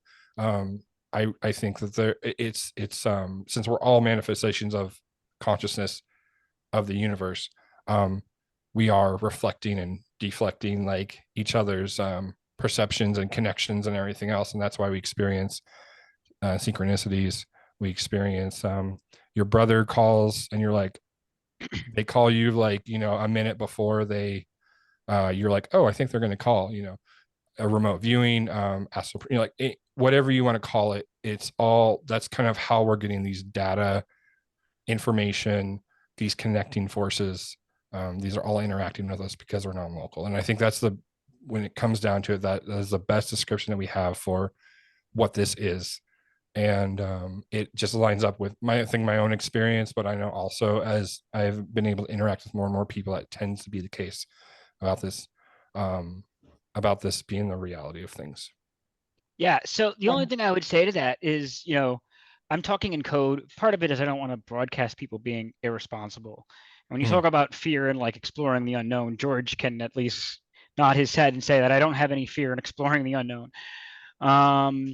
But my problem with that is that, like, you gave the example of your childhood, and I grew up in a similar background, more evangelical than specific denomination. But so like 2005, 6-ish, I would say, you know what? Yeah, like these Christian generals, they're being prudes. They don't understand anything. Like they just like, okay, they see the spiritual, they immediately they think, oh yes, it's going to be the end times, the Antichrist, the demons, leave them alone. I get that, they're being prude. But I would say now, and like to make it brief, in 2023, I'm like, holy shit, maybe we should be listening to the Christian generals. and that's not because I would say like, oh, Christians around me or any denomination has it right. In fact, like I'm more alarmed that I can't turn around and say, oh, you know what, I finally got it, and these guys have it right. The Mormons, like I don't think the Mormons have it right. I don't think anybody has it right. But like it's like that South Park scene, right, when he goes to hell. Like it makes me more concerned that the Christian generals could be right, and I can't point to a Christian faction, right? Like so, like I'm left in a point where, okay, you're having these experiences at NHI. I don't trust them. Like before, when I was saying Terence McKenna, it wasn't because, oh, I don't believe Terence McKenna was engaging with the phenomenon. The phenomenon is not real. It's like, well, look, clearly he was being lied to. Like we have to like look at that and say, well, how big could the lie be? Could we have this? Could the pantheism thing just be like a constant beacon that's on a lie? Like we're trying to confuse you with pantheists because we're trying to take you away from this monotheistic God. Is the monotheistic God some kind of like illusion? Like you're just caught in like the Russian doll thing. So like I would say like I've almost gone like too far the other direction. Like, oh shit, I'm so confused. Like, I don't even know where to begin to make reality of this. I don't even know that I exist, much less you. Like forget Descartes. Like I'm going before him. Okay, let me make a point about this, because if you haven't seen the interview with James Lukatsky, who ran the program for the government, and George Knapp and Corbell, you got to watch it, because this guy basically tells exactly what they've got. What's going to, as I said, it's going to change December 22nd, because in December 22nd, it's I do no believe that, longer yeah. going to be, you haven't got the physical proof. You're just imagining all this crap. We're scientists. We've got the physical proof, and there's none of this bullshit going on, or, you know, stuff like that. They're going to say, number one, crafts are real. We've got bodies. Psychic phenomena is part of this thing. There are men in black. This has all been admitted on the record. Pentagon reviewed the book. The book was approved, and he basically asked him, have you got permission from the government to say this? So it's going to be, the whole thing is, it is all true. What these people are saying is all true. Then it goes, but it's no longer going to be where we have to defend as to what's real, what's not real, that this is all illusion or whatever. A lot of this stuff has been established. And when they asked Lakatsky about the fear thing, about this being a demonic thing, he said, no. He says, he's got all the facts. And he said, no. He said, I may be prejudiced by my Roman Catholic religion, but no, I'm very positive about what I see. And that's, yeah, I saw that. That didn't leave me comfort, because like I don't think like, and I don't know how much of a practicing Catholic Lakatsky is, but from the outside, and this is just, and he could correct me, I would just like, okay, he corrected me. Like, he seems like he's maybe a passively practicing Catholic. So a passively practicing Catholic who has a very different set of beliefs than like an evangelical or a Baptist. But like, his I don't beliefs aren't- trust Jim Lakatsky to be the spokesperson for all Christians worldwide. Like, no, but that doesn't make me he's no comfortable. longer That makes talking me about more scared, religion. actually. You know, he's talking about what they've actually discovered, what's going to be coming after December 22nd. Now we can say, oh, there's nothing there. It's all, they don't have any evidence. He's basically saying, yeah, get ready. We got the evidence. We got the bodies. Yeah, but that doesn't mean anything to me, because if we don't have the common ontological grounding for it, then like you said, there's going to be conflict. Like, the Nation of Islam is going to stand up and be like, here comes our mothership. You know, like, it's going to kill all the white men. Like, well, yeah, do we want to have that conversation? Like, but everybody has their own. When are we gonna? Everybody has. When their are we own going to opinion. stop living in fear? When are we going to stop living in fear? Fear this is isn't the my biggest choice. control I'm not the one who mechanism. talked about the wheel that's going to kill all the white men, right? Like, so like, No, this is the reality. Like, that people need to understand that Nation of Islam is a UFO religion that is cool with Scientology, and a lot of this cosmology can fit well with their ontological worldview. Well, like, so maybe gonna- we should have a conversation about maybe getting on the same page before maybe a wheel shows up. Well, nobody's going to get on right. Nobody's going to get on the same page. Everybody's got their thing. So the U.S. military is going to paint that's why they went to the Armed Services and Intelligence Committee, because they're trying to sell this thing as an evil force. We need some money, and if it's It not might be. evil, Do we know it's nobody's gonna not? give you any money. So, Do we know National it's not? security threat. Do we know it's not? well, yeah, but they would have killed us a long time ago if they had. I mean, this is Yeah. I don't think that's true. Hey, Thank hey, you. hey. They would have killed us a long time ago if they were. But you know what? I don't know what they would be doing, to be honest. I'm going to put that out there. Well, that's the whole thing. But you know, I mean, fear is going to create, you know, we each have our own experience, and that's what I think people are starting to realize is, you know, they bringing are up creators in themselves. We're each creators, and that's bringing up what thoughts and our focus and intentions. Yeah, like with what Leslie is saying is, I agree, and that's what I was going to bring up earlier, but I know we were trying to talk about other things also, is that one of the things that channelers and near-death experiencers have come back with, and they share, is that we do create our own reality, but the law of one, Ra calls it the harvest, and Bashar calls it the splitting of the prism, that as our frequency raises, our awareness raises, that we're getting to a point now where that there's going to be, and I was going to ask you guys how you felt about this, but there's going to be some kind of like deviation, because everything exists. So even if you can imagine some kind of negative force or whatever it is taking, like, you can't, as something that of creation, you can't imagine anything that doesn't exist. Because you're something that exists. So it's like, try to imagine right now something that doesn't exist. You can't, like, because if you can describe it, if you can articulate it in any kind of fashion or form, it does exist. But Bashar says that's okay. I mean, it's your journey. What do you choose to align with? Because it's like, whatever you prefer or whatever beliefs within yourself that you hold and put attention to, it's a center of focus. So you will attract yourself to that stuff. I don't know how it's supposed to look, if this is true, if there's actually a splitting where people who are on a lower vibrational like wavelength going into another direction, what that's supposed to look like. My theory is that it might be something akin to like the Mandela effect, where you have a group of people that remember something happening a certain way, and you have another group that don't, and it seems like there's supposed to be some splitting off. Somebody did actually ask Bashar, well, what is that supposed to look like to me though? Like, do portals just open up and then we just walk into a different reality, or everyone gets left behind, or how does it like? And he says, whatever it takes for your belief system to understand it. And what I found very interesting was that in Dolores Cannon's book, under hypnotherapy, the same question was brought up, and it was told that because everything exists and there are parallel realities, and it goes on and on and on. From one person's perspective, let's say like you know how you brought up your concerns, James. From your perspective, all of us may die, and then you'll go into a reality that fits your whatever your beliefs are. There's nothing wrong with that because we're all There's eternal got to be beings. there's got to be a reality at the end of the day, right? Like kind of has to be. There has to be a underlying reality. Like there has to be. It's And it's that Even if is we are the that we underlying are a reality, that is the part of reality. the Like when we oneness. die, we Yeah. either light switch goes off or we continue on What- somewhere else. There is a reality at some point, right? There's no point to it though, because regardless of what the outcome is, when your body dies, your physical body dies. There's not absolutely one person here in this channel that can stop that. And so once we come There into might only that be one person here. realization, there might only be one person here. I am Exactly. talking to myself. That's the Exactly. universal consciousness. I am talking to myself, and my consciousness can disagree with itself. But that's besides the fact, is that once our physical form dies, I'm not gonna be able to stop it. Where we go from there is dependent upon your belief system. Maybe, Yeah. maybe not. I don't Maybe think you'll we come get to to a choose. realization once you die. Maybe you get the realization once you die that you are reincarnated. Maybe you can reincarnate as to whatever you want. Maybe you're just going to be back as a human. These are all answers that we don't have currently. And Well, so, even we get the choice is a reality, right? Like, so there's a reality. We get a choice. Okay, well, that's the sure. reality. But like, Sure.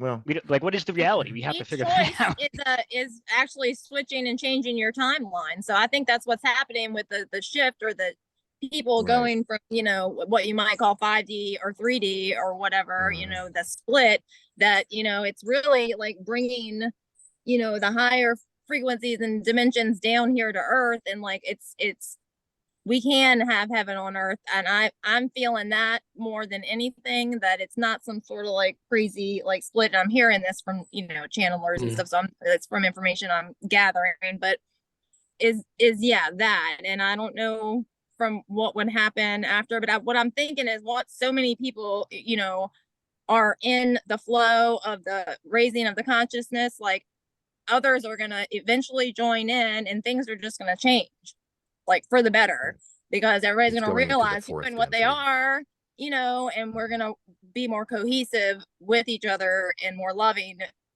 which is, our natural.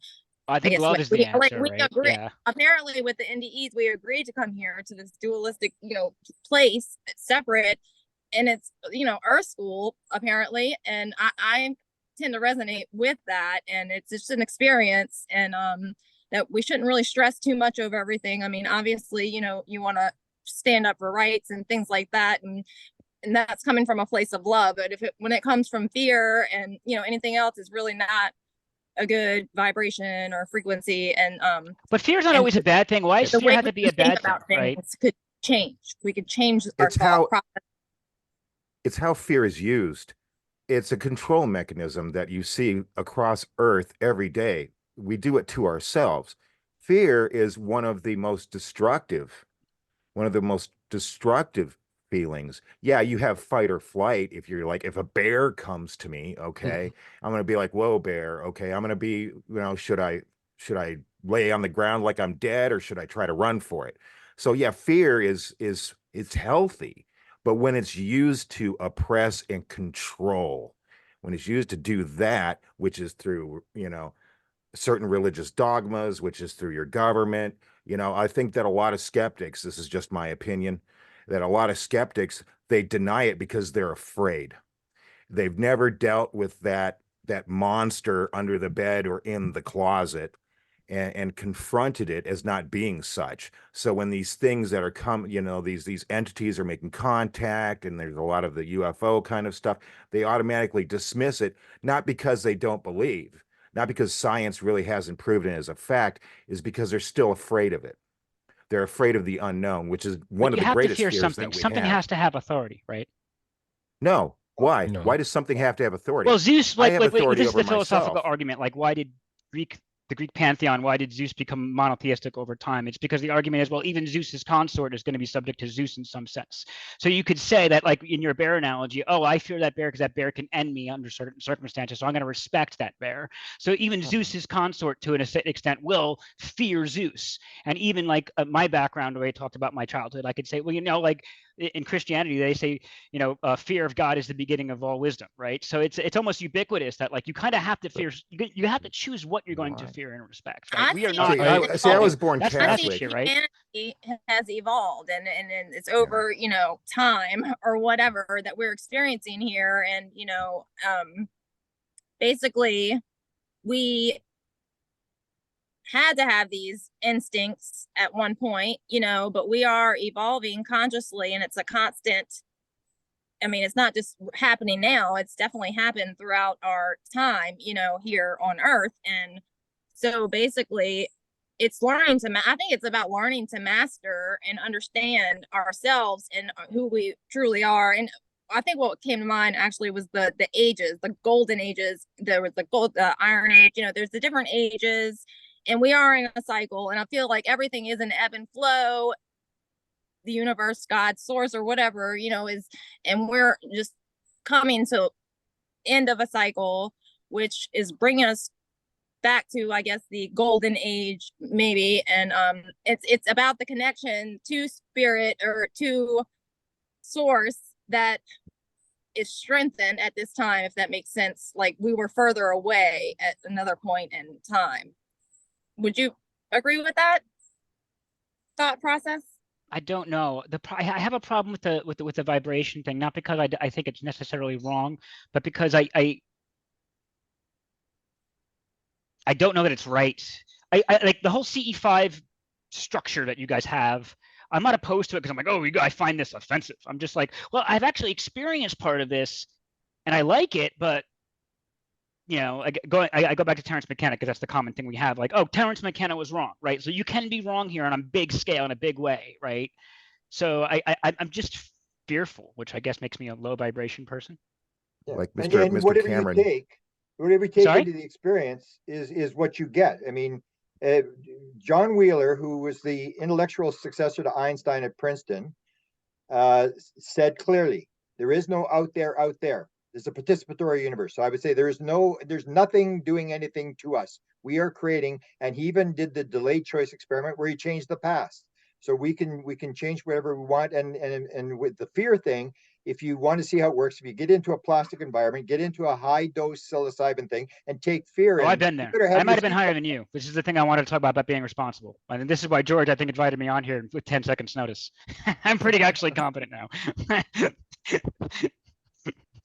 You're not talking to somebody who's inexperienced here. Yeah, no, but I'm saying, I mean, that's my clear as day, and that's what they warn you about. If you take fear into it, you're going to create a very negative thing. Oh yeah, I understand that. I've had that experience. I've had the so there opposite. is I no can control out it. You know what I'm trying to say? I'm experienced. Demons chasing us. There's no evil. Even Sheehan put the thing. We got the evil Russians and the Chinese. We got to remember, we had the first atomic bomb. Then they had to build an atomic bomb because we built an atomic bomb. Then we built a hydrogen bomb. Then they got to build an atomic bomb, a hydrogen bomb, and now we're looking to get these super high speed rockets that give you 30 seconds warning, and you can't defend it. And we just keep accelerating. And if you're in the fear thing of the military, well, if you're a hammer, everything's a nail, and it's whatever you manifest. And in the end, if you take a look at the experiences that were given, I did an interview with somebody who had a near-death experience, somebody who was in a float tank, somebody who was just meditating, and psilocybin. And the primary story is told by Nick Cook's wife. Nick Cook wrote the book Hunt for Zero Point, the whole thing about what kind of technology does the government have in terms of UFOs. And he has his wife with the experience, and all the other people had exactly the same experience. She's holding her mother's hand. Her mother dies. She gets up and says, everything's perfect, and walks out of the room. And he goes, what the hell are you talking about? Everything's perfect. And so he goes to her a couple hours later and says, what were you talking about? Everything's perfect. Your mother just died. And she said, weren't you there? And he said, no, I wasn't there. What do you mean? Well, I was in this field. I knew the answer to everything. I couldn't bring it back. I knew the answer to everything, and everything's perfect. Everything's exactly the way it's supposed to be. I interviewed a woman who went off a motorcycle face first into a concrete near-death experience. She had my friend, who's a big trader in LA, had the experience, and I made it public and said, I didn't even tell my wife. I was so embarrassed. It made no sense whatsoever, that everything was absolutely perfect. And there's this absolute sense of certainty over these different things. That's one pattern, is this idea. Everything's exactly the way it's supposed to be. There is no, bad or good. You do what even Bashar says, whatever you do is what you do. And you build your own little world. And it can be, if you say you don't brush your teeth for 20 years, well, then you're going to have a little bit worse experience eating in 20 years. You're manifesting what you're doing, and there's no good thing to do, one bad thing to do. You just do what you do, and everybody's doing their thing. And it's like a movie. If you go into a movie where everybody says, I love you, it's great, I love you, I love you, I love you, God gets up with his popcorn and says, this is bullshit, and goes to the next room, and it's like up and down, and it's like, all this sort of stuff. That's the way the world is. It is important to make, good choices for, good. You don't want to like go around hurting others. This is important. And from my understanding actually, I'm very obsessed with near-death experiences, and I've probably seen 500 to 800 different accounts of near-death experiences. I'm like my own researcher and for my own whatever it is that I'm doing. But yes, like these people are, when it comes to them being, I guess, where the judging might come in, it's not at all like you're being judged. You're literally looking at your life review, and you're seeing every single thing. You're reliving it from the person's perspective that you're interacting with. Like you are fully engaged in how you felt, they felt, of each interaction of your whole life. And you do kind of beat your own self up. You're the one being like, oh man, look what I did, because even the smallest little thing that they could have been not very nice to this person, but that rippled, and that person that they hurt went and hurt somebody else. And then that person, and it might have got bigger to where somebody actually got killed way down the line. Who knows? But there's ripples, and we are creating them. And so it's super important that we're coming from a place of love and realize who and what we are, and that we need to love each other, because if everybody just did that, then like, I think that's probably happening. That's probably I hope you're right. I think you're right, and I hope you're right. The love is the key thing. Right, love, like that I think is the thing. But in the near-death experience, if you studied Newton, the near-death experience, the 7,000 people that he had that went in front of the council between 3 and 12, everything was experienced. It was not like, oh, that person, why did that person do something to me that said, oh, like he tells the one story about the guy, in one lifetime he's made to walk the plank, and in the next lifetime he saves the person, is a daughter, he saves him from drowning. Yeah, and it's all experience. So you choose to die. Be the bad guy. So if you come in and you choose to die, you would say that's an evil thing. Oh, somebody killed me. And then when you see it in the afterlife, you say, oh, that was pretty interesting. I never died like that. It's like all, everything's experience. We're just like in this big play. We want to play ourselves as the good guys and everybody else as bad guys. That gives us the justification of separation, which is the main thing. It's oneness or separation. If we can do separation, then I can steal your stuff. I can kill you. I can do whatever I want, because we're separate, and I'm above you and you're below me. If we're all one thing, and then you realize whatever you do. So the system is moving in one direction, or it's moving in the other direction. We are evolving. It's like evolving on not just humanity, but as our spiritual beings are evolving. I think that there is an evolving process going on the bigger picture. Unless the world ends in 2027. Well, exactly. Even if the world, we're being so positive here, but yet we're ignoring the wheel from Islam. 2027, the world ends. Like what? Hey, but guess what?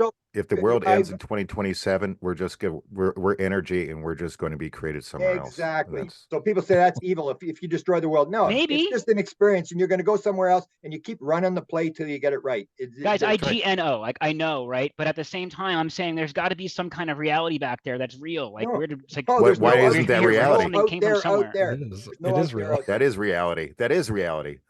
What do you mean? There's got to be some reality out there. What's your definition of reality? Let's just say that's not reality. To I don't me, get that's to decide. reality. But you guys are saying I do get to decide. That's right? reality. Well, yeah, you get to decide. If Me you don't personally? accept my reality,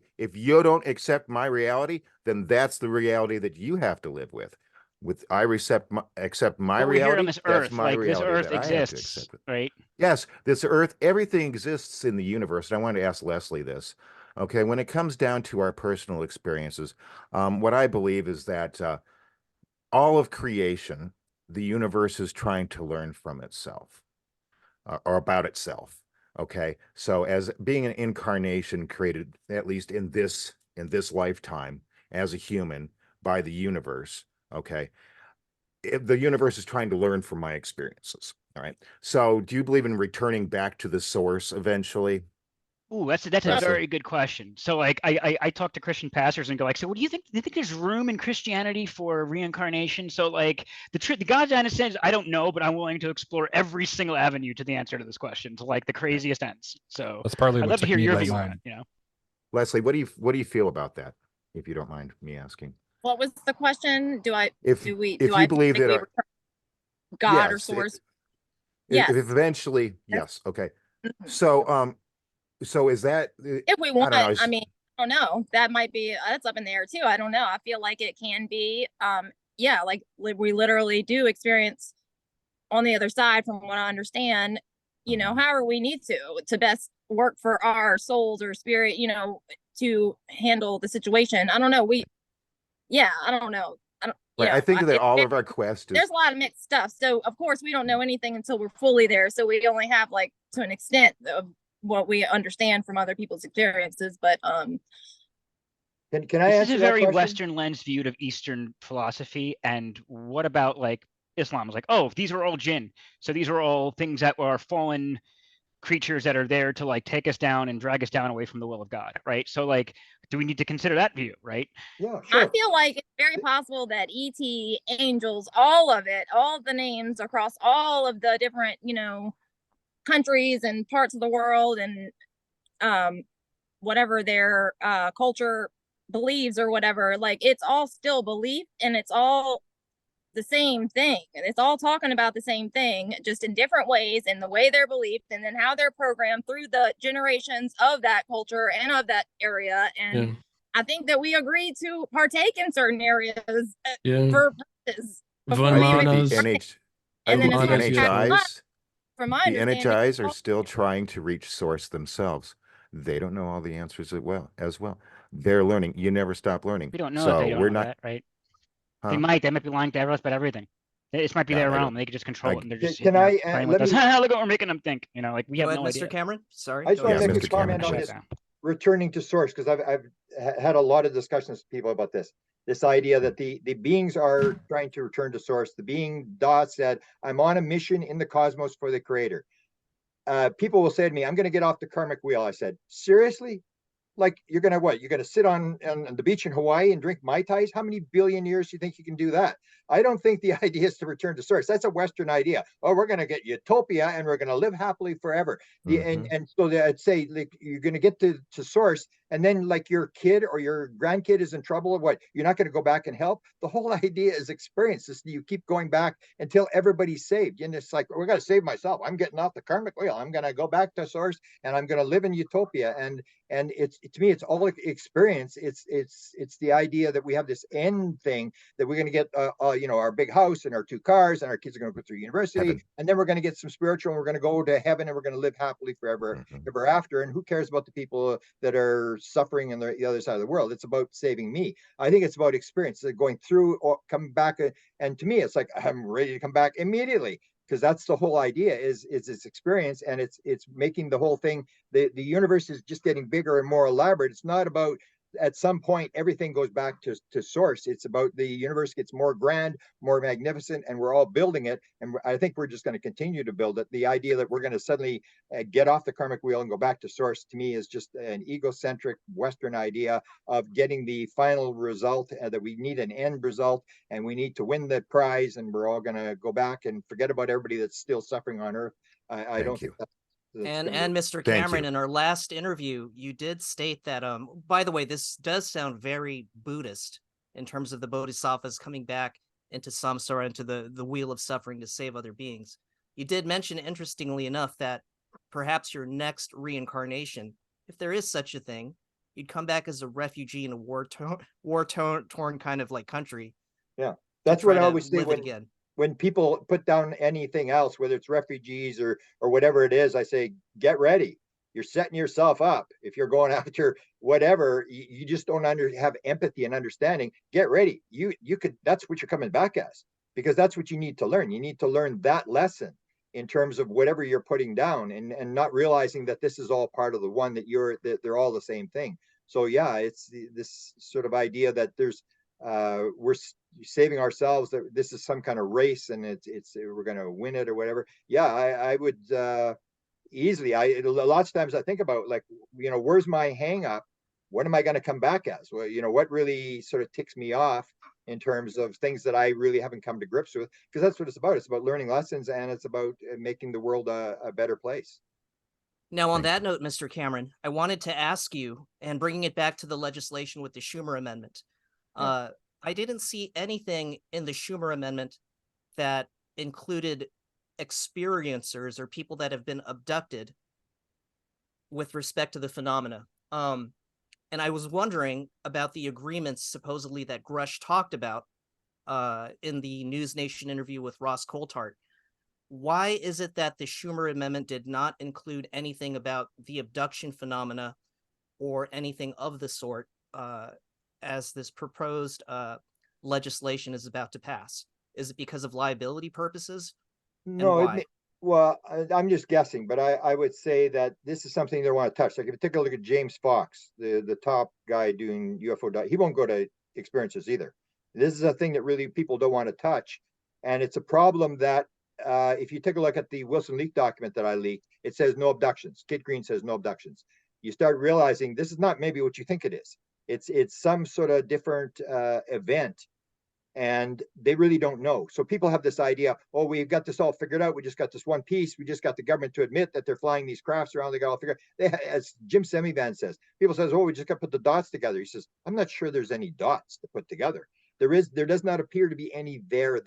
The government hasn't got a clue what's going on. That's why Lockheed, I believe, wants this out. They started to leak it to Tom DeLonge because they had this craft, they had bodies and stuff, and they haven't got a clue what's going on, where these things are from or anything. And that's why you'll see all the government statements where they'll say, we have no evidence of extraterrestrial intelligence. They're telling the truth. They don't have, yes, this is real. They got crafts, they got bodies. They have no idea what this is about. And so it may be just something they'll go to it later on, or they don't have the answer. And that's what the Canadian government said, is nobody's going to release anything that they'd really have an answer for. That's, the president's the most powerful guy. You don't want him standing up and say, we really don't know what's going on. I don't think they really know what these beings are. That's why they keep using non-human intelligence and the others and words like that instead of using the word extraterrestrial, because the big question is, and I brought this up numerous times about extraterrestrials, is if you look at the abduction research done by David Jacobs, they always do this thing where the gray does the scan where he goes right up close, looking in the eyes, and he always asks the people, is he breathing? Nope.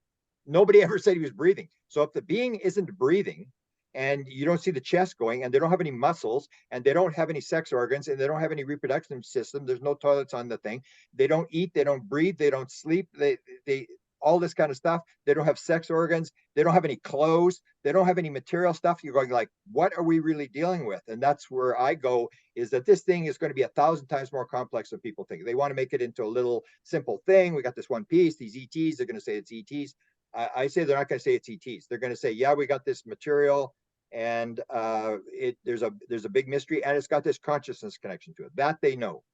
So do you think that disclosure then just looks like the rest of the world talking like we're talking right now in this room? Just instead of 7 people, it's times 7 billion. Instead of you and I, who nobody believes and nobody cares what we think, if the president of the United States stands up and says this thing's for real, everything changes. Everything. But like, what I'm saying is, like, do we get to know more than the 7 of us know in this room right now? Yeah. Do we get more answers? You're gonna get the thing that there is physical proof. Like people say, prove it to me. Give me fine. Yeah, it exists. Do we get to see that? Like what do we get from this other than the President Biden saying, "Hey, you should have listened to James Iovino there. He was telling he knew the shit the entire time. I don't know why you didn't listen to that guy." Where does that get us? Where does that get me? I want something out of this. I want something. There's bodies, there's crafts, there's men in black, and what they told me when I had the psychedelic experience.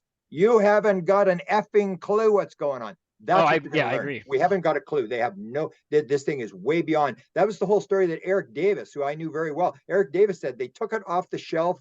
They put it on the shelf in 1989 because they couldn't figure it out. It's called the core story. What do we know for sure? We know we're being visited by something. Something's interacting with us. We've got bodies and we've got crafts, and we're not doing very well at back engineering it. That's the whole thing about the Schumer Amendment. If we can get it out, we can get it into the white world. And they're going to figure it out. I don't think we're going to figure it out. It is so far beyond, and that's what the intelligence is doing. If you see the postings I was doing the last couple of days on Twitter, I said, why does a UFO do 90-degree turn? Why does it drop from 80,000 feet down to sea level? Why does it take off like a bullet? Because they're doing the whole thing. Watch this. They're getting you curious, and you get wrapped up in this mystery, and you're trying to figure out what the mystery is. And in the back door comes consciousness. That's what we're going to learn. Is there's this consciousness aspect to this whole thing, and everybody's going to go, consciousness. The psychic phenomena is real. The channelers, they're real. That all of what we're talking about is going to come in. That this is 7 of us already know reality. that. Like, but what do we get The to see? world Like, does not. will Neil Absolutely. deGrasse Tyson be happy, or is he just going to be like, someone brainwashed Biden? Why does he believe this shit? There's no bodies or That's craft. his choice. That's Yeah, his everything choice. is- Neil Well, deGrasse I mean, Everything Tyson. is I know, but I'm happening not asking a perfectly, as okay? an analogy. The main you know? thing science fights is the psychic thing. They're going to say, yeah, there may be UFOs, but the psychic thing, people will commit suicide before they'll believe that. It's going to take a lot Well, more. but that the changes if we scientific can reproduce it, world right? view Like, is if I wrong. communicate with George telepathically, we make a quarter appear. Like, that's like, look what we can do. Like, we can. That's No- verifiable evidence, right? So, like, is that no- going to change? No scientist will go along with that. You'll lose your. What did you go? Of course they will. If I can make a quarter appear out of thin air for like real, not like it's really under my hand. Like, look, there it is. I just did They'll metallurgy. say it's magic. They'll say it's magic. When the president stands up and says, Okay, that then it's stuff is real. I happening, don't care. You guys go do your science. I can make magic. I can make metal appear. Have fun with your particle spinning. But the world thingies. changes. Good luck doing that in the minute third density, that by is the way. confirmed that this kind of stuff is possible and that it's real, the world changes. It's not the physical. You're a random biological robot in a meaningless universe. That's out the window as soon as they make this statement and says, yeah, there is spiritual stuff, there is psychic stuff. Yeah, there is. These people are coming through. They're touching a panel. They can go from one side of the universe to the other, as my 36 witnesses told me, instantaneously, like that. I don't That think changes science is everything. opposed to any of this. They just want the Oh, proof. Oh yeah, they are. No, I truly believe Absolutely. that. I've Absolutely. had this a long time. If you show them a physical UFO, they're not going to say that thing doesn't exist. If They're you gonna show say, them the "Holy shit, physical can I be the UFO, one who gets to yeah. study it?" Like, I think that's true. If you show them the UFO right now, they don't see the UFO. They say it's all That's right. made up. There's no UFOs. There's no bodies. It's all just crazy. Well, I would people find that talking. interesting if all like Mylar 7 of us balloon. saw a UFO and they're like, "I don't see anything." Like that would be. I'd be like, "Okay, this It's a is gonna get Mylar really interesting." balloon. This This is the main thing. Is science is gonna change everything in science, because science absolutely will not go along with this. The consciousness thing, the idea that there's anything outside the random, it's like the whole thing. It's a random physical universe. It's all happening by accident. It's all matter. There is nothing other than matter, and it's all random and it's meaningless. That's all gonna be like. That's why they Ding, can't ding, find a give lot your of head a the shake. answers. But then you Yeah. have scientists at the Institute of DOPS, Division of Perceptual Studies, studying reincarnation in children. You have IONS, the Institute of Noetic Very- Science, studying non-local consciousness, where they're doing triple blind tests with people able to do abilities where they don't have like the medium or whoever, they don't know who they're going to bring into the room. So they'll bring them in and they'll ask them, same thing with like cards. You could say it's a trick or whatever. You have them remote viewing things, but the people in charge of these tests are the scientists. So whoever they bring in into these rooms and all of that stuff, the medium or the person who claims that they're a medium has no idea what's going on. They have a website though. It's pretty cool. They go into a lot of their work. But yeah, think- sorry. I think what if I may insert something really quick. I think once we start unpacking the like very tip of this iceberg, once we have some more semblance of acceptance, I think that That's what we're doing. once right here. once we start accepting this like as essentially reality, we're gonna have to start asking these other questions eventually of like, okay, are these NHIs that are visiting us, are they non-physical? Are they physical? Are they on the same plane as us, like the 3-dimensional? There's probably, when it comes to all this stuff, there's like you, Mr. Cameron, you were saying like consciousness is like an ocean. I'm sure there's various fishes on various levels and everything else. Like it's a whole ecosystem.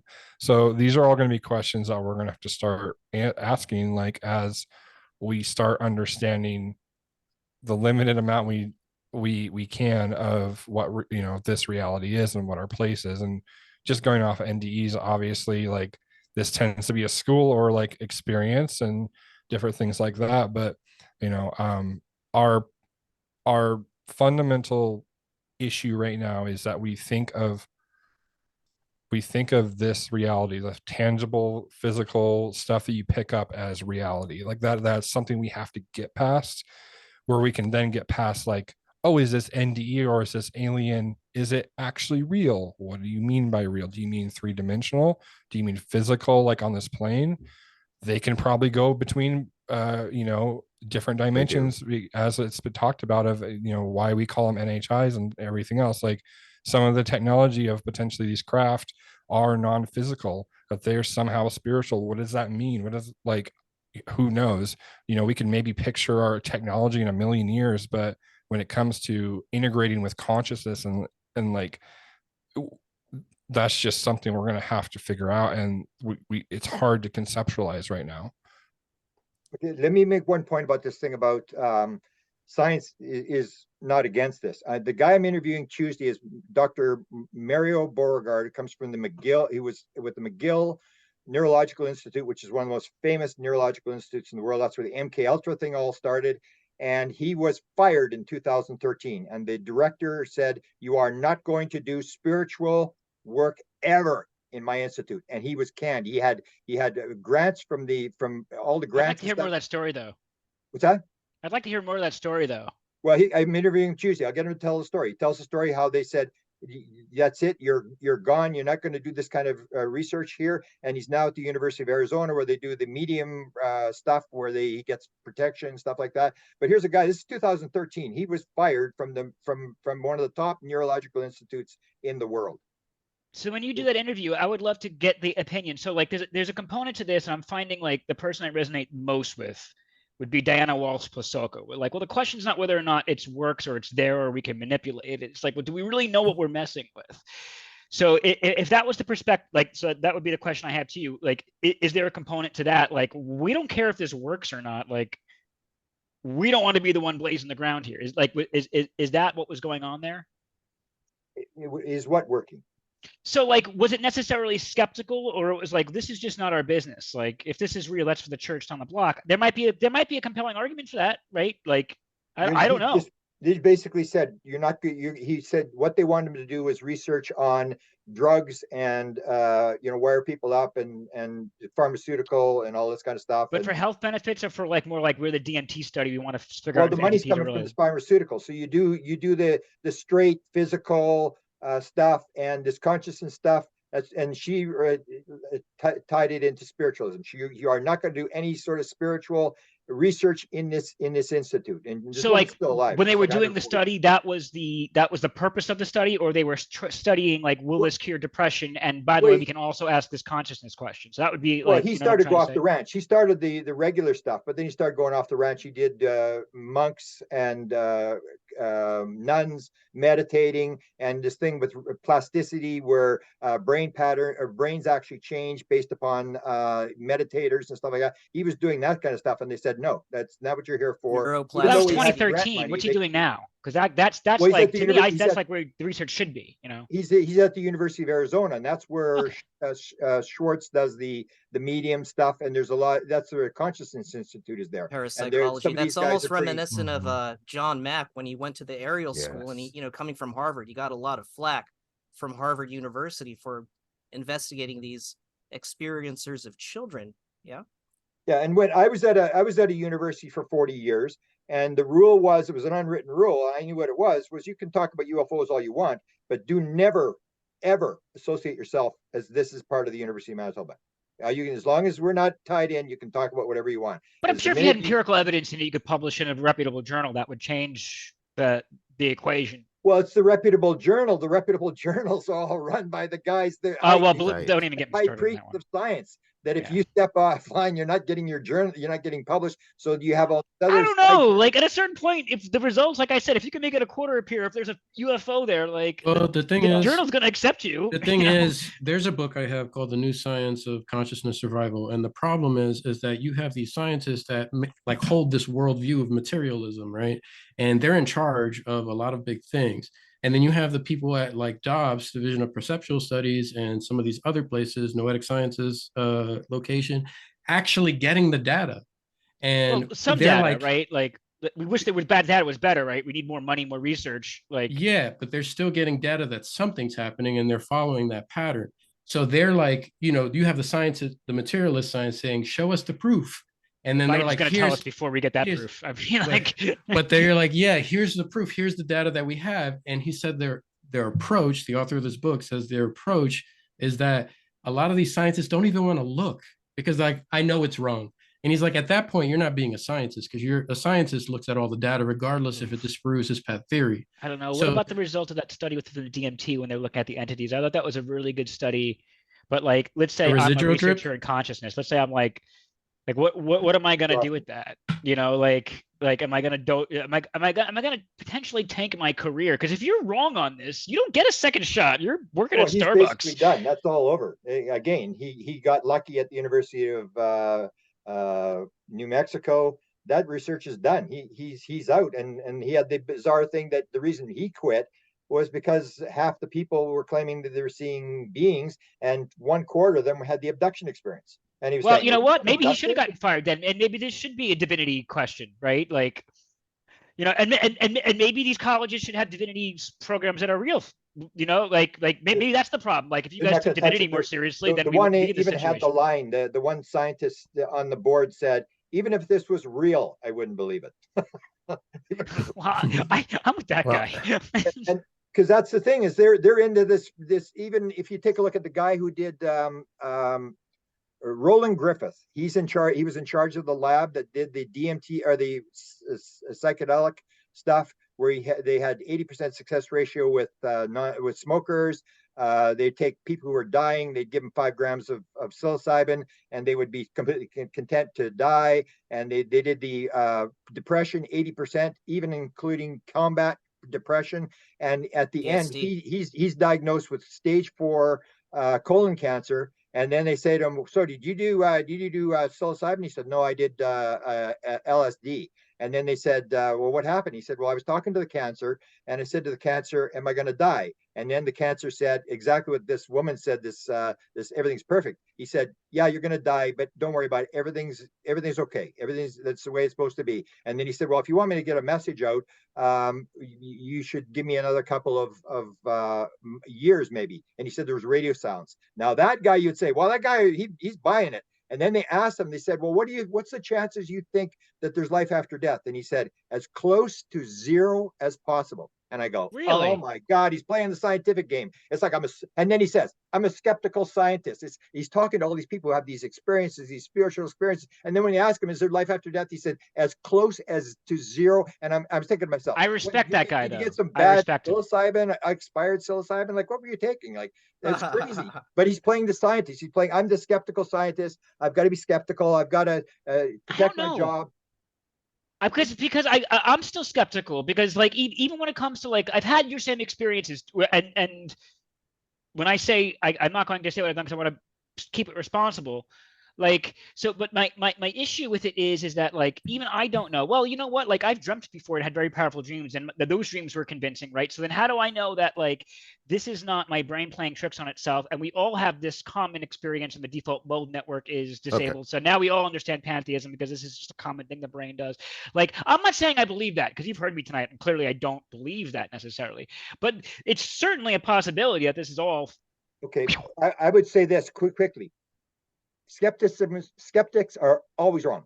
100% wrong. If you take a look at the left brain research, everybody's wrong. Shut down the left That's brain. the only thing I know. Everybody's wrong. Where people are making stuff up. The interpreter in the left brain is making stuff up. If you take a look at the idea of skepticism, comes from Descartes. Go back and read Descartes. What did he actually say? He didn't say be skeptical of new ideas. He said be skeptical of what you already know. He said I may have to throw out everything I've ever learned. Well, I think that's the mark of intellectuals. You can do that. Or as Mark Twain says, it's not the things you don't know that get you in trouble. It's the things you think are so, which just ain't, or the things you think are so are real, which just ain't so. It's the things that we believe, all the baggage that we have, the religious baggage, the scientific baggage. We came out of this time and we can't change our opinion based upon an experience unless we have the experience. And we play the skeptical game. Oh, I got to be skeptical about new ideas. It's the old ideas. It's all the garbage that is throwing people off. And that's why you got to listen to the experiencers, and they'll actually tell you from their experience what's going on, rather than what they thought or what they learned in Sunday school or university or whatever. Skeptics, I say, are always wrong. They're never right, ever. Guys, what if we're wrong on disclosure? What do you How mean by so? disclosure? What do you mean? What do you mean about disclosure? There's disclosure already. They've disclosed that. Yeah, it's pretty much disclosed. If the rest of the world gets to know what we think we know, and we all know it for certain, I don't know that Earth is a better place. They're just going to add a few things. They're going to say we got bodies, we got crafts. There's a phenomena we don't know what it is. I maybe like this is happening live during this call. Like I might be like, you know what? Maybe I'm anti-disclosure. I don't like this could get dangerous. Wait, but you're playing out of fear again. I mean, it's there we go with the fear. Okay, I'm fine. Yes, I am playing out of fear. Yeah, if you want to label me low vibration, First step to success is admission. So that's good. So I'm admitting there's a bear in front of me. and so you can move forward. Whatever it is, reacting to the bear was wise. There's a bear in front of me. Experience, whatever they disclose, we're gonna have to live with. It doesn't matter if it's bad, if they're gonna eat us. Well, it's better that we know now. I mean, I don't think I'm anti-disclosure. That's right. Think about that in 20 seconds, but I had that thought for a short time. I want to go back to, if I can just interject about psychedelics. Okay. Yeah, I take psychedelics often. All right. I willfully admit it. I'm proud of it. I am a psychonaut. I have been doing it here for the past several years. When I first started doing it, I was in my early 20s and I was a raver, and I'd go to the raves and I'd go and I'd dance. It was very tribal for me, but it never went past that. Okay. A couple years ago, I started up again, except I started with my fiance. All right. First time we did it was her first together is the first time she did it. I guided her because I had been through that steps before. Well, guess what? By about the third time that we had done it, I was on a journey that I had never been on before, even with my prior experience. And that was, I know people don't like to hear it, and because it's misused a lot, but that was because my vibration or my frequency was rising. My openness to my mind and the possibilities within this universe was open, and I started to have the contacts, which I mentioned earlier. I don't know if you were in here before or not, but it was slow. They took their time. They didn't just show up and say, "Hey, here we are." They haven't really done that yet either. Okay, but every experience that I had, I don't need science to tell me whether that was real or not. I know it's real. And the woman that I've been with for 9 years experienced the exact same thing. Now, I've heard of people saying, well, there's mass, what do you call that? Mass hallucinations. Thank you. I can understand that, everybody eats some bread that's kind of too fermented, and you got a whole little town that's losing their minds. Okay.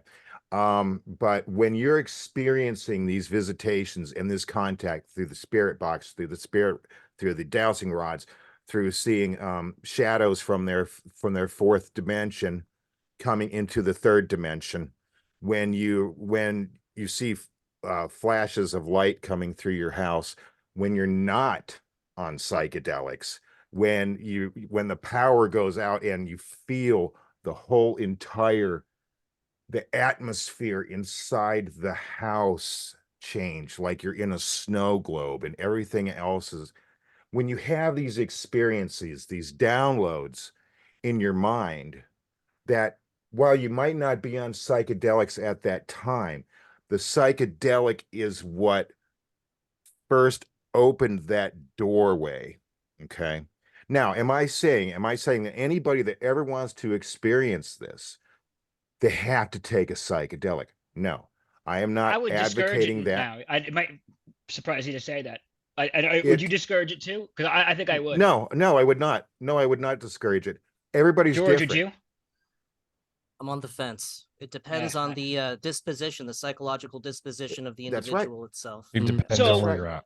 Okay. That's right. Yeah. Depends on where you're at. So no, I'm not advocating that everybody just go out and get themselves, a hit of LSD or, DMT or no, you've got to be in the right frame of mind. You've got to be in the right atmosphere. But Yes, even if you absolutely. do all that, you take care of set and setting. If we go back 30 years and give it a different vernacular, and and everything is perfect, it's almost like the hitchhiker effect, but for that, like people take things out of them, like you said. Oh, now I'm not under the influence of this anymore, but I'm still having this experience. That happens.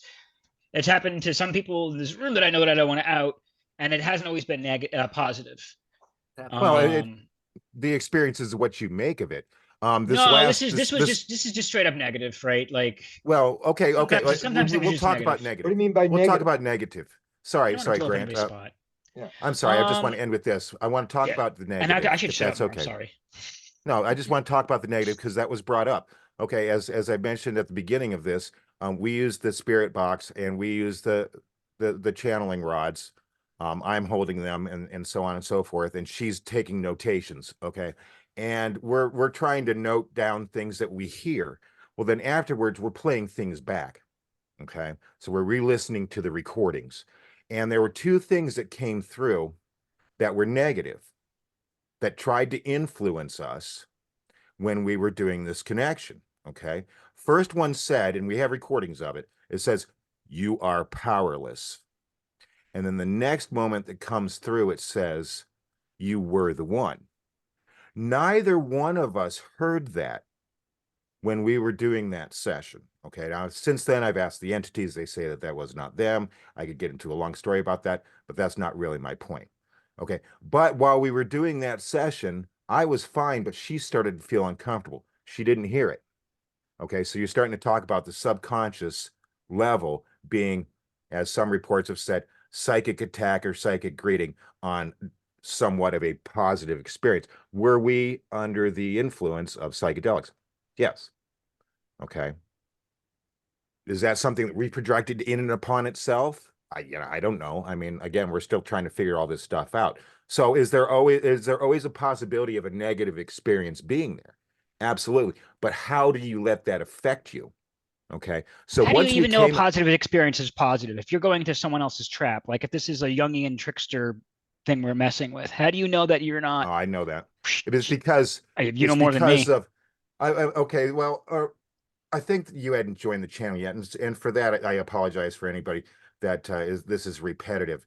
But what I was mentioning to Mr. Cameron and the others when I got that first hug, okay, and I felt all of this negative energy being taken out of me. But a pedophile can make a child feel like they're loved and give them Not a hug even. before he That's does what he has not to do. even. That's not even. You see, and this No, is the no. problem. Why is it I don't inflammatory? take That's offense, James. I don't totally take offense. I don't take offense. It's something that I had mentioned before. It's impossible with human words to describe that experience. And I Okay. accept that you've had that experience, and I think you can also Right. accept that I've had that experience too, right? Based on Okay. the way I'm talking about, But like I could. it wasn't a negative entity that was trying to strangle me. Okay. But In my experience, a negative entity, whether they exist or not, Mr. Cameron, I'm not sure. I'm just trying to figure this stuff out. Wouldn't give me hugs, wouldn't tell me love all the time. We've had somebody that told us, well, as far as you know, it might be the government that's going through the spirit box that's trying to tell you these things. And I'm like, I know how bad the government is in controlling. And the last thing that they would want to tell me is, hey, you know what? We come in love. Here, have a hug. No, they're not going to be saying that. But that's what they did with the psychedelics. Isn't that why they released the psychedelics to begin with? Like they thought they were going to control the population with drugs. They They didn't release the psychedelics. They're They going to tried. try. Yes, Psychedelics it were failed developed very before. clearly. Remember, if you get into the government conspiracy stuff, they try. That's where McGill University. That's where they started the MK Ultra thing. You got to remember, in Ukraine, they're doing World War I trench warfare. If they have all this technology, they can come into your computer and they can make you think stuff, and they can do it. They should be doing a little bit better than they did in Afghanistan. They're up against a bunch of camel jockeys who beat them. I mean, come on. I mean, they don't have the technology. It's this illusion that the government is all powerful and they can come on your computer and they can make you have a heart attack on your computer. Well, why aren't they using this in the battlefield? Let me just. But what about Havana syndrome? What's that? What about Havana syndrome? Well, it's being looked at with the guys who do the experiences with the UFO. There are a lot of them, the close encounters.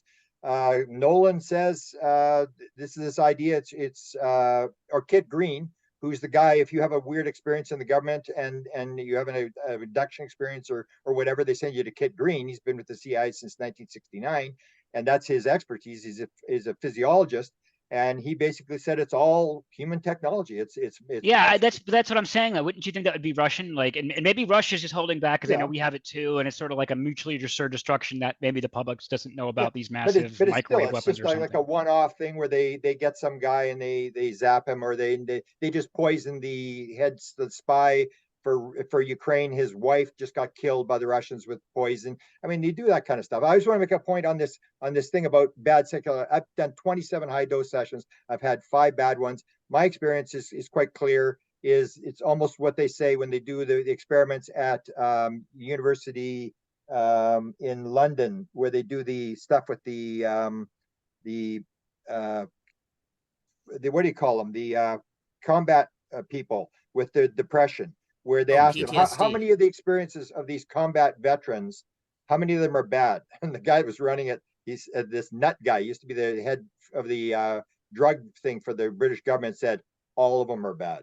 It's the whole idea. If you gotta play a role where they're going to take you and get rid of depression, you have to bring the event to the surface, revisit it, and what they do on psychedelics is the emotion is at 100%. They turn the right up, and that's how they can have 80% success ratio on depression over 6 months.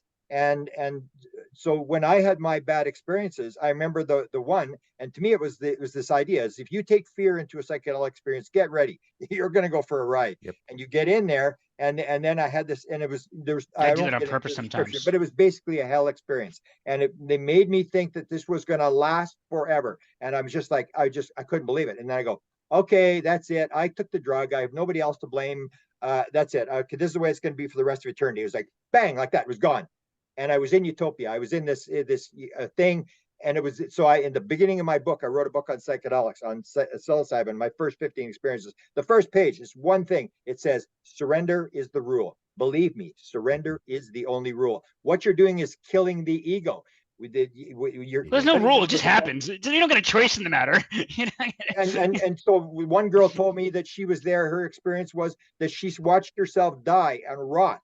I mean, that's a pretty horrible experience, but what they're doing is they're killing the ego. And once you kill the ego and once you surrender, if you don't surrender, it's the same as a near-death experience. No, there's a strong correlation to death. The bad near-death experiences are the people who are trying to hang on. The same thing in psychedelics. And so I said, okay, the next time they do this, I know it's only going to last, just surrender and get it over with. And they did it again. And again, I believed it was going to go on forever. And then it was over. It's like, oh shit, how can they make you think it's going to go on forever, that you're in this hell experience? But it was always came down to the same thing. As soon as I surrendered, I was in this high samadhi experience or whatever. And the thing they showed me was clear, and I had it numerous times, was the compassion meditation. I didn't even know what compassion meditation was. They took me through this, where I saw the people were dying. I could feel these people dying on top, the people around, like when someone dies, and people, when they suddenly realize, oh, it's over, they didn't make it. And it was that mindset, and it was dropping on me one person after another, all these people dying and stuff like that. I had 3 of those, and then I had the gratitude meditation, which is, you see it in the literature, this gratitude meditation. I didn't know what it was, and it would just be like you felt like you were the luckiest person to ever live, and then it would be like honey going over your body. It would come down over your body. And I remember I'd be in psychedelic experiences, I'm going, I wonder the gratitude meditation. I wonder if that gratitude dude is going to come and do it again. And it was like, oh, and it's like, there it goes. And it was weird, but there's definitely some force in there, like depression. I used it once for depression when my mother died. It was really horrible. And when it was all over, it was not only was the depression gone, it was gone. It was like nothing, no anxiety, no depression, nothing. And I'm going, how does they do that? Who's doing that? Somebody's running you through. And I remember during the experience, they because you're doing a high dose, so you don't remember 99% of it. I just remember, stop, I can't take it anymore. I'm like screaming and crying, I can't take it. I can't do this anymore. And they made me forget all that. But when it was over, it was like, how do they do that? There's some force that's taking you through a process, and you realize there's something going on. It's not just something opening up your brain patterns. There's something in there that's very knowledgeable. And that's what you're going to find with the UFO thing, is there's an intelligence behind this phenomena that's doing these weird things. And I absolutely maintain the government does not know. They haven't got a clue. They're still into the old world about weapons and nothing. There may be one or two people who understand this consciousness thing. For example, there's a woman by the name of Kay Randall May. She's one of the top medical intuitives in the United States. I got a tape of Kit Green, this guy who he was the control officer for the remote viewing program for the U.S. government, and he's interviewing this medical intuitive, and they're doing the same thing. They realize this woman's in the field, and what they do is he's asking her questions. Who are we dealing with? And she says, there's a portal off the coast of California, fourth dimensional portal. And I'm going, holy cow, he's using her. And he hires her at $150 an hour, or whatever she charges. And he's asking her all these questions. And that's what I do, is if you have somebody who's in the field who can get into the field and get that material, then you go in and say, what did they tell you about this? What did they tell you about that? And you learn from those people. The scientists and the government, I absolutely maintain they haven't got a clue. They're still in the physical world. And there's very few people who understand, except the fact is Jim Semivan says, when he's asked who's running the show, he said, they're running the show. And he said, I do not think and he's got the briefing. He said, They the government, or they them NHI? They the government, or they the NHI? Well, that's what the guy was asking him. John Alexander, it was this big UFO guy, was asking him who's running it. And he wanted to know, like, who in the government's running it. And that's when Jim Semivan said they are. And that's what I say. The message they gave me, the last message they gave me is, don't get so upset. We know how to land the plane. And then I go, this is all them disclosing. That's why they do 90-degree turns. That's why they do crop circles. That's why they put lights on the craft. They don't need lights on the craft. They're doing this show and tell thing where everybody gets involved and they're trying to figure out what it is. And in the back door comes the consciousness, where it's the same as the psychedelics. Everybody's trying to patent anything in psychedelics now, because they realize that you can make huge money in psychedelics with the therapy and all that kind of stuff around the psychedelics, and treat depression and addiction and all these kind of things. And now the money's coming in, and in the UFO field there's no money, but the consciousness came in the back door of the psychedelics. So people are getting treated for depression and stuff, but then they're telling all these weird stories that are they using psychedelics to help interface with the UFOs? Do you know? I think it's all the same thing. I don't think they're, I don't. Well, I agree too, but that's why I'm asking. I believe it's all one thing. I wouldn't be surprised. I feel like they would have tried I'm sure that everything. someone had to try it. Like, just give them some LSD and stick them in front of the thing and see what happens, right? I'm Like, sure they've tried. you have to, someone's had to have tried that. It's all in the field. You just can get in the field, and some people can get in the field. Some people are good mediums, some are better mediums, some are good channelers and better channelers. It's how far can you get in the field? What kind of technique are you using to shut down the left brain, the default mode network? Once you shut that down, shut the noise off, you get in the field. So, but I think in the field, they're pretending to be aliens. That field scares the shit out of me, man. You know, like in 1895, 1896, people say they're ET, and I say, don't be so sure they're ET. 1895, the year we discovered radioactivity in 1896, they were showing up in the Western United States, and they were in wooden ships with propellers and big lights. And that's before we had batteries. They had big lights on these things. They're shining them down, and they were in Europe. There was 10,000 sightings. So it's not like there's an illusion. One person saw something. They were seeing it, and they said, we're from Mars. And I say, if you actually believe this is ET, do you seriously believe that in 1896 there was wooden ships that came through the vacuum of space from Mars and landed, and stuff like that? They're going according to our belief system. So they used to be fairies and stuff. Now because we're into the space age. And I point out, like, people say, oh, there's grays and there's reptilians and stuff. And I say, if you take the pattern of the sightings from 47 to 61, there are no grays. There's no gray sightings. There's no reptilians. Reptilians don't appear till 1980. If you take a 47 to 61, you see a lot of aliens reported with bubble helmets.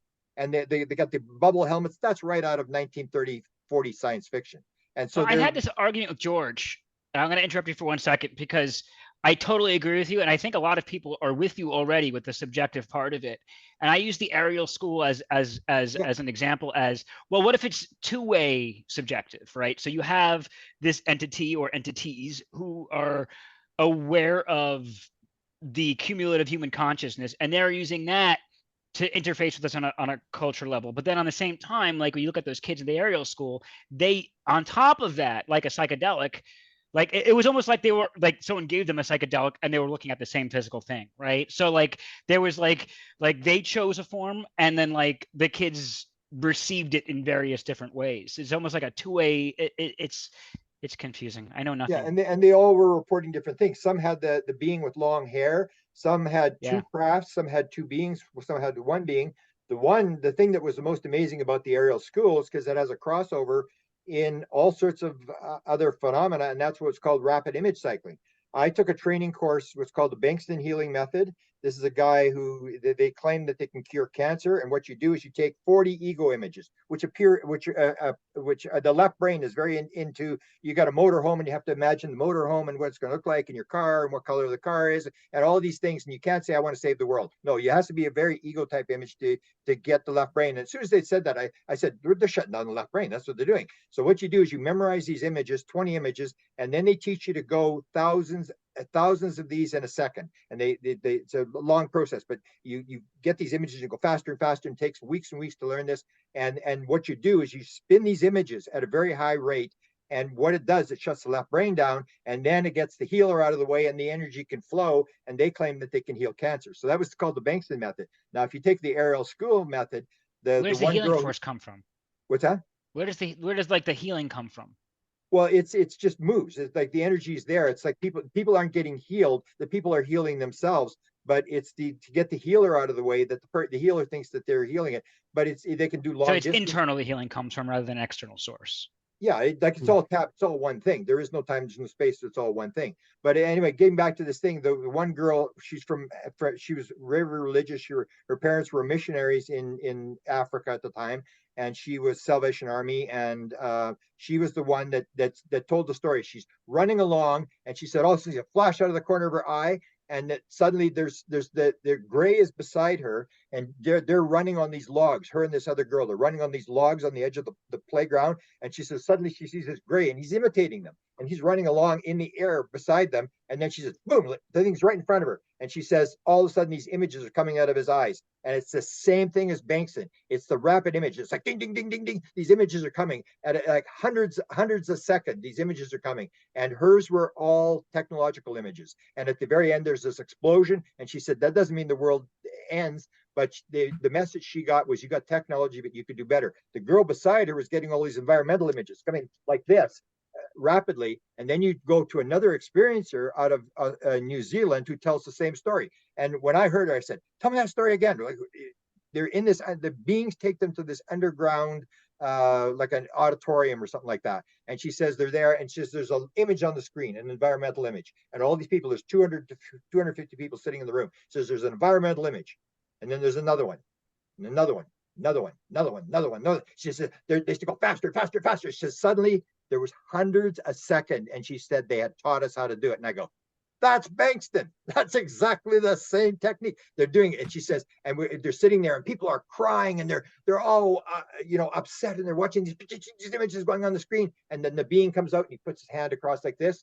They all calm down, and all the trauma goes away, but the message stays. And you see these crossovers, this idea that these beings are coming in, and they're indirectly, but they don't want to expose themselves. So they're not going to land on the White House lawn, because that's the way we do. We go into Iraq and we say, we're here to bring you freedom and democracy, Jesus is McDonald's. And then they point a gun and say, get the hell out of here. Who do you think It you doesn't are? work. Leave us alone. And what they're doing is they're almost like this idea that they're using curiosity to get you to go. And as you go down the road, unless there's curiosity, there's no scientific investigation. So we start to investigate, and in the back door comes the consciousness. So they're getting us with this like Jesus thing where they're doing miracles and they're all this sort of stuff, and go, holy cow, look at this.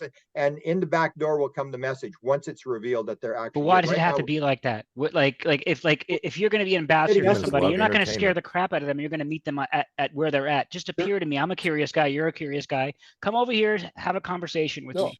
So this obfuscation, we're abducting you, we're behind the scenes, something's not right here, man. No, so curiosity is what solves it. They're not here you can't go do your kids' homework.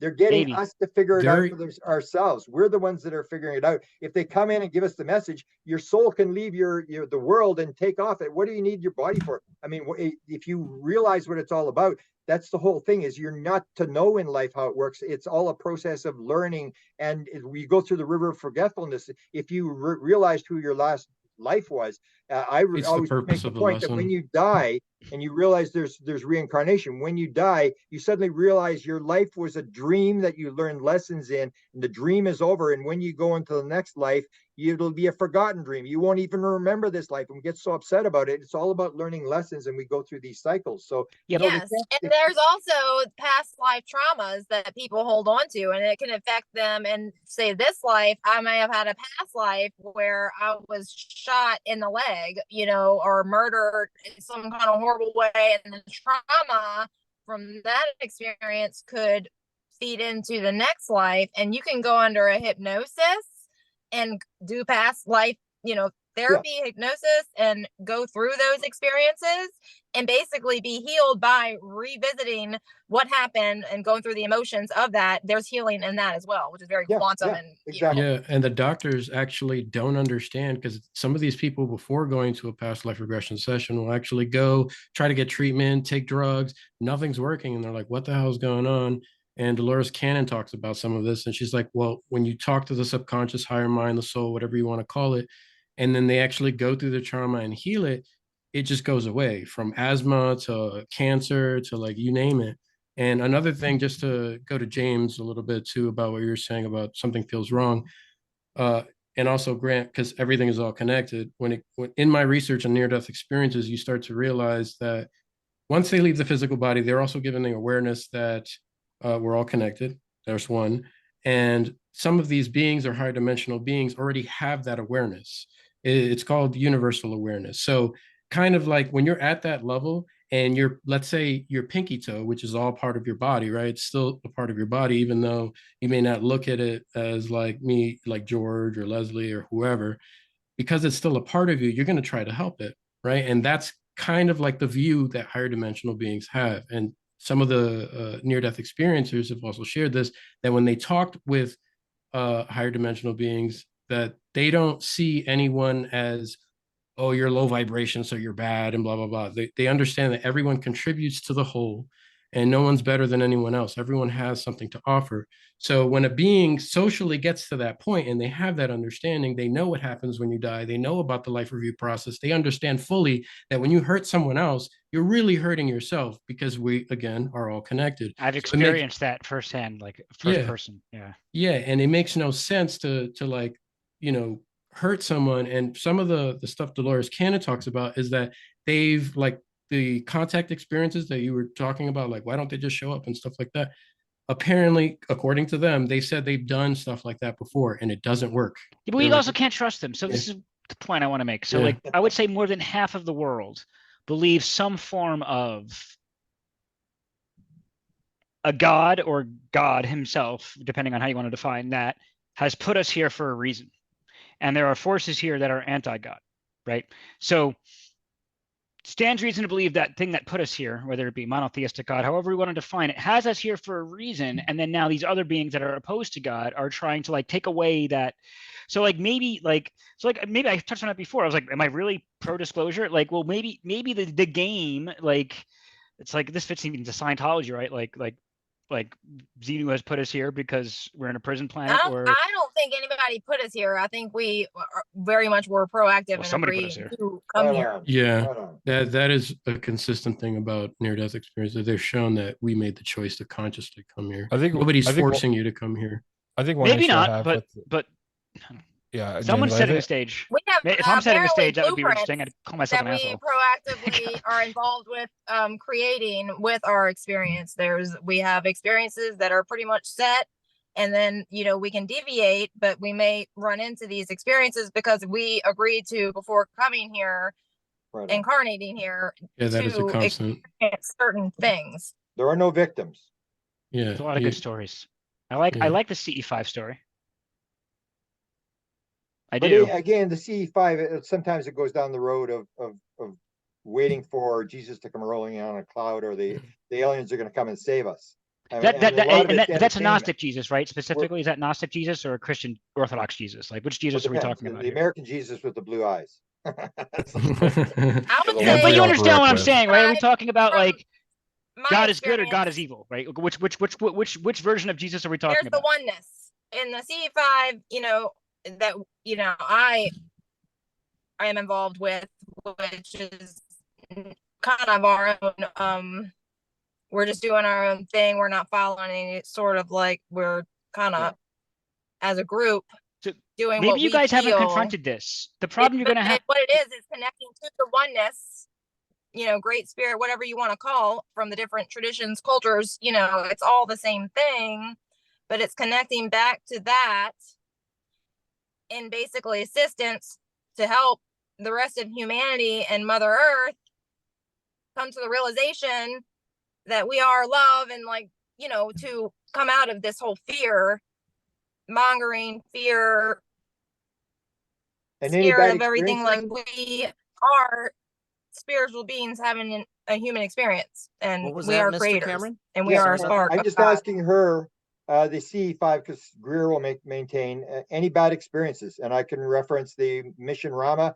25,000 people, a group, pretty big group, Latinos, no grays, no reptilians, no mantids, no bad experiences. And maybe I'm Right. just asking you about the CE5. I would say no bad experiences. So this fear thing. No. Yeah. So forget the fear for a second, and that I think the viewers, I think the large portion of the viewership is going to be ignorant to what I'm trying to get at here. And I want to kind of ask the question because we kind of have to figure this out to at least some degree, or at least know where each other stands, right? So like, I've put a lot of study into this. As a matter, like academically too. So you know, the major difference between if you would word it this way, between orthodoxy and Gnosticism, there's plenty of differences like across the board to text and whatnot. But if you really wanted to pare it down to where we're really like, oh, we are butting heads here. Orthodoxy believes that salvation comes from without. So Jesus died on a cross to save us from our sins. That's the Orthodox view. Now, the Gnostic view, which I believe, and this is what I'm going to ask, this is my question, is this is the CE5 view, is that Jesus says, no, salvation doesn't come from me dying on a cross. It comes from within, and you can find that salvation within. And in fact, that's the only way to get salvation. So those are two pretty, like, we can't, like, as a matter of fact, history, and a lot of people might even know this, like, Romans decided, okay, we not only do we not like you, we're going to start to kill you, right? So like it got pretty nasty at times. So that's the split that I don't think the average viewer is going to be aware of. And I would ask, because like, most people I talk to on CFA don't even understand that battle between the two kinds of Jesuses and where salvation might come from. But I would put that to the audience here about that. Well, my take would be there's no salvation. There's experience. This is Western view that we're all gonna, go to sit on the beach in Hawaii and drink Mai Tais for a billion years. There is no end thing. It's all recycle. So there's a process. Jesus shows the process that it's within, that he's the way, the truth, and the life. That he has the example. But in terms of the whole thing, I mean, we are just having experiences. We have good experiences, bad experiences, and you learn from them or you don't learn from them, and you recycle and you go through, and the world it's a loop that gets more information, bigger, more complex, and we're putting into it. We are the ones creating the universe. I still maintain there is no out there. There's no, even in victimhood, in psychology, until you actually take responsibility for a situation, you can't be cured. As long as you believe Hillary Clinton's doing it to you, there's or your also some mother-in-law, people, the dog ate the homework, you're never going to get cured. There's also some people who actually there's some reports of CE5 being done in groups of people, and the moment someone in the group shows fear, they leave. Yes. Yeah, there's definitely energy. If someone it's very important to be in a place of love and not to just, like, you have to, the intention is what's really important. So, if you have these kind of feelings, like, you shouldn't even be partaking in a CE5 basically. But, what I did want to say, and I might have just slipped my, I don't know what, it just disappeared. Well, so maybe there's a good example of that with Skinwalker Ranch. They talk about the hitchhiker. Well, anybody who's done ghost research knows that's called an attachment. It's very common in paranormal. And George Knapp says those that had the worst experiences on the ranch were the most aggressive to the phenomena. Yes. Brandon Fugel, who owns the ranch, says It's reflective. And he warns people. They pray as they go in on the helicopter, him and his brother. It's reflective. It will reflect what you take onto the ranch. Be careful what you think. So you see this Travis Taylor, the head scientist, goes in and says, oh, bullshit, I don't believe this stuff. And next thing you know, zap, zap, he gets zapped by this radiation stuff. I'm laughing away. I'm going like, just, you know, like serves you right. Or the manager went in and he said, you know, he was doing an investigation when he first got involved. He said, I don't know what this is all about. This is all garbage, whatever. He said, suddenly he's dizzy and he's sitting and he has to sit down and stuff like that. And it's reflective to what you take on there. So the three guys, they tell the Skinwalker story. These guys go home and these orbs are flying around the house and stuff like that. And it's horrible. And this horrible energy follows them home. And then I keep saying, hey, were these guys armed? They were special forces guys. They were armed and they're playing the Skinwalker. They hunt the Skinwalker. And the Skinwalker goes, oh, it's neutral. It's like, you want to play this game? Oh, we can play that game. That's a wonderful game. We like that game. And these guys take it home, and they go in. Or somebody came to me and said, oh, the people got injured in this portal in Georgia. And I said, were they armed? And she says, well, yeah, of course they were armed. Yeah, they were special forces guys. I said, they went in the portal and they were armed. She says, well, we all have guns. They're the CE5 and they all have guns because there's like rattlesnakes and stuff. And I go, you take a gun to a CE5? That's the worst thing you can do is take a gun to a CE5. It's the attitude. And then she said, well, they were inside the portal and the one guy died and the other guy got some cancer thing or whatever. And I said, well, but it's the attitude that you take in there. Yes. It's reflective. And that's another thing that you're going to see them say in this results of what they've learned is that this thing is reflective. And like they go with this, the guy, the manager, and he says, they said, don't dig. So they said, don't dig on the property. And what's the first thing they say? Let's dig. And then it's like, don't listen. And they go. And he says, I got the quote, and I got a book coming out. It has a quote.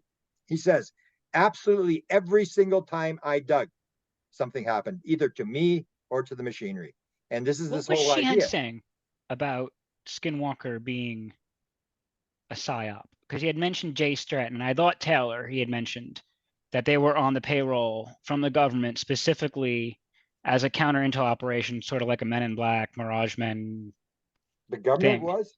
No, the whole thing happened. It's this idea that the phenomena is teaching us. So Lakatsky is in the middle. But you're talking about Skinwalker, and Sheehan, I think it was just yesterday, was literally saying Skinwalker was a sham, it was a psyop, and Jay Stratton is on the government payroll. And I thought it was Tim Taylor. Do you remember? You're shaking your head, George. Yeah, I don't want to accuse the wrong person. These guys, but again, the idea is you get offered $200,000 to be a consultant for that. If you're a military mind, it's the whole idea. You're always into building weapons. They're chasing the technology type stuff. Yeah, but we're using Skinwalker as an example. Now, earlier on, I've heard the idea that Skinwalker itself might have been like, oh, well, there's a real place where this stuff happens, but we're going to pretend it happens at Skinwalker to like send the Chinese off or something like that. No, and that was credible. Now we have this stuff from Sheehan. So I guess what I'm asking you is, because you sound like you're talking about it pretty knowledgeably, in light of that knowledge of Sheehan saying that and some of that past stuff, like, well, maybe Skinwalker's real, but that's not the real place.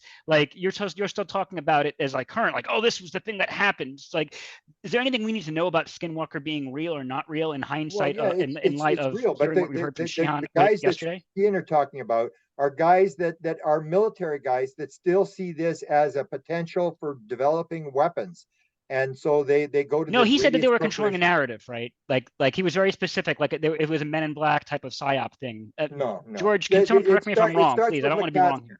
They're reading the book Skinwalkers of the Pentagon, written by Colm Kelleher and George Knapp in the Middle East, and they look at it and they go, there's the story. So I said, the reason I went to Skinwalker was not for UFOs. Jacques Vallée in his diary says in 1996, 1997, he writes his diary. He said, what are we doing here? There's no UFOs here. There's like, this is crazy. What are you supposed to do here? And they're on the ranch and there's nothing happened. The reason they went there was because they were reading the Skinwalker at the Pentagon book. Is Jay Stratton a Men in Black? Is Tim Taylor a Men in Black? Do you know anything about that? And whether or not he was hired to go on the ranch and be the investigator, and now he's sold out and gone to Radiance Corporation because he's got a pile of money, and they're going to. But during the time, everything he's told us, Jay Stratton, he was like, oh, this big thing, he's going to come and be the next whistleblower, this, that, and the other thing. Is that all bullshit? Was he there to send us off the trail? Radiance Corporation in the last couple of months. He's been at Skinwalker for a long time. The two aren't related. I guess I'm not going to get my answer here. No, I'm telling you. I think it's unimportant. The Skinwalkers. Oh, it's very important. Do you not think it's important? What unimportant. lines of disinfo and lies are being told is not important? I think it's Again, crucial to everything. I think No. these are things that are just set out to confuse us one way or the From other. Dan- I from think Sheehan. it's- No, From it Sheehan. takes You're saying away. that It that's takes bullshit from away. Sheehan. One No, thing I'm I've talking learned about is- Skinwalker Ranch in general. I'm just thinking that it's trying to kind of muddy the waters.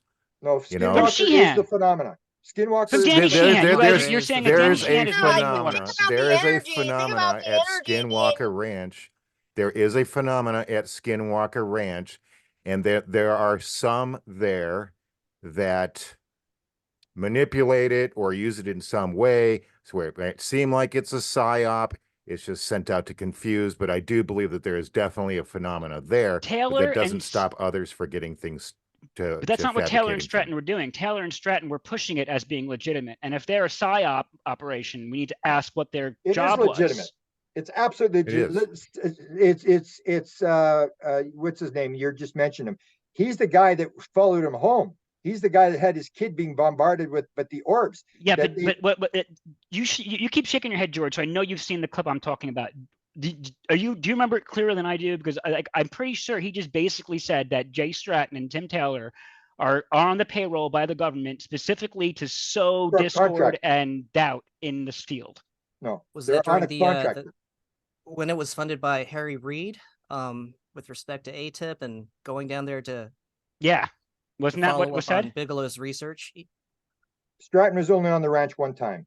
And that's when they had the experience where they got told, the voice in their head said, "Leave, you are not welcome." And they were so Yeah, I scared remember they that wouldn't go story. back on the ranch. I remember that story. Like, The phenomena is real. I'll tell you the story because it's important. The phenomena is running the show. So they're doing all this weird stuff. And the reason the phenomena does weird stuff, it's trying to get your attention. So they had the book in the Middle East and all these high level military people. yeah, but if it never CIA. happened, that's relevant, right? Like if that's all bullshit, it's like No, it's not bullshit. This is what happened. Let me assure you, this is what happened. So, James Lakatsky is at DIA. I wrote a book on ports, on things that appear and disappear, and the Skinwalker Ranch and why he went on there. I wrote the story in 1974. There's a document from DIA that talked about ports moving things. And what happened at Skinwalker Ranch is the famous story of putting the bulls in the trailer. The 4 bulls end up in the locked trailer. They're stacked on top of each other.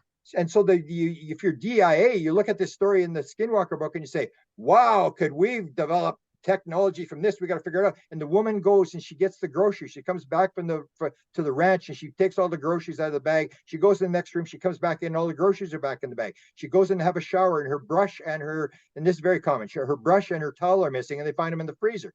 All the stuff always ends up in the freezer. And so they looking at this. And so Lakatsky, who's a big guy for technology at DIA, says, "I'm going to go to the ranch." And so he talks to Bigelow. He gets permission to go on the ranch and he goes on the ranch and he's sitting there at the table and Bigelow's sitting there and the ranch manager's sitting there. And suddenly this thing appears above the ranch manager's head, this thing from the cover of Tubular Bells.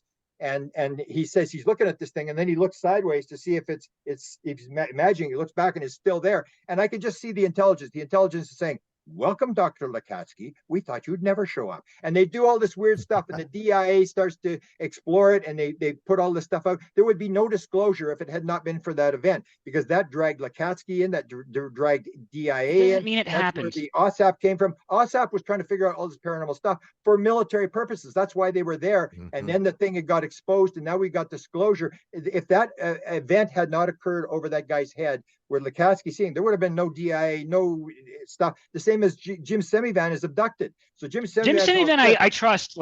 He has my trust, but he also wasn't named by Sheehan. There's poisonous fruit on the tree, and we don't know where it starts and he's begins. talking about two different people. He's just talking about two of the guys that got famous and in the whole thing. No, that's not what he said. He said that they're on the payroll and that their job is to specifically set us off. Radiance Corporation. You said the government. They joined the board of governor as at Radiance Corporation, and Radiance Corporation is making these high speed missiles to with the How do we know warheads. you're not Canadian intel in some way? Just a curiosity, just an honest How do we question. know you're not? Well, I could. How do we know you're not? Listen, I couldn't be cleared to drive a school bus. honestly. I'm happy to there we go. How go much through is my paths. how much is Mick West paying you? Huh? How much is Yeah, Mick no, West the paying you Skinwalker is to very Oh argue this? man, story. if Mick West would pay me, I would do whatever he would say. Like if someone would pay me to say stuff, you I might would be happy be. with that situation. Please. Touche. Yeah, Skinwalker I'm is a just very poking, important man. story. I wouldn't ignore Skinwalker. It's a very important story. No, All the I'm not things that ignoring happened there. Skinwalker, and I'm only saying this because Danny Sheehan's saying it. I'm not trying to play a hardball because I'm an asshole. But, and I but think this is you're fake. misinterpreting what Danny Danny Sheehan Sheehan just said. said this 24 hours ago, not me. I know Danny Sheehan. Danny Sheehan said that these two guys had gone onto the board of Radiance, which is a contractor, and he interprets by that they've gone to the dark side. That they've been offered money and they went in there to work. So you're and these saying this guys is an interpretation of Sheehan's that he Yeah. was maybe a little bit Yeah. too factual stating on? He may have some inside information. I'm not. I don't know. But they started the reason they went in there was because they got orders from the Katski to go in there. How does Canadian Intel pay? Like, is that as good as the feds? Oh, good. I'm Yeah. sh- Yeah. I don't believe you're Canadian Intel. I'm making a joke. No, I'm to going me, to it's mute all- myself because it's all I the don't. same thing. It's There's the something here I don't intelligence. trust. The intelligence is running the show. They are doing this show and tell, all these miracle things. Everybody's running along, and in the back door, what's going to happen is consciousness. The idea. Danny Sheehan has shots fired out there on Skinwalker, and we have not even got to the bottom of it even slightly. So I'm just gonna He may mute have myself some now. inside information about these two guys. They did join the board Maybe. Radiant Corporation, and these guys build. And they were actually interviewed. The chairman of the board was in and said, "What about UFOs?" He said, "Well, if we can get one of those, we'd be really interested in working on it." And George Knapp thinks Radiance Corporation is fantastic. So there's going to be some disagreement as to what did these guys sell out. I think they just took a $200,000 to $300,000 job. They were offered to come on the board there, and they're very patriotic Americans, so they're into fighting the Russians and countering the Russian missiles, and they're going to build missiles, and they're just making money. I don't think. I mean, Sheehan may have something I don't know, but to me, that's just simple. That everybody. Okay, so if the answer is you don't know, that's fine. Just as long as we're not like dodging the question or trying to change what was being said by Danny. but I'm not gonna let that go. Like Danny said, if I'm it's a corporation, you got to keep in mind it's a corporate. They joined a corporation, a military contractor that's got bases all over the place outside of Wright-Patterson Air Force Base. That's what they joined. So to link that to the government, I'm not sure that link is there. Maybe Danny's got it. I'm not sure, but. The Skinwalker is an important story because all these weird things that happened there, all these ports, things disappear. I listed 20 of them. Things appeared, disappeared, and that's what the DIA said in 74 already. I quote a document in the book on ports. The DIA has a document and it says, if we could learn how to do this port thing of moving things from one place to another, putting bulls inside trailers, all this kind of stuff. If we could learn how to do the port thing, we could go to the enemy, go in the vault, get the documents, take the documents to Washington, photocopy them, put them back in the vault, and they would not even know we were there. That's an official American government document from 1974. They've been working on this a long time. So when they saw all this port stuff going on at Skinwalker Ranch, stuff appearing and disappearing, going through metal, that's the slide 9. The ATIP slide 9 is the whole thing about going through metal. That's where they got it from, is from Skinwalker Ranch. These bulls, they couldn't figure out how the hell do you put 4 bulls? And if you're DIA and you're military, that's what you are. You're trying to figure out to get new technology, and you figure the Russians are working on this as well.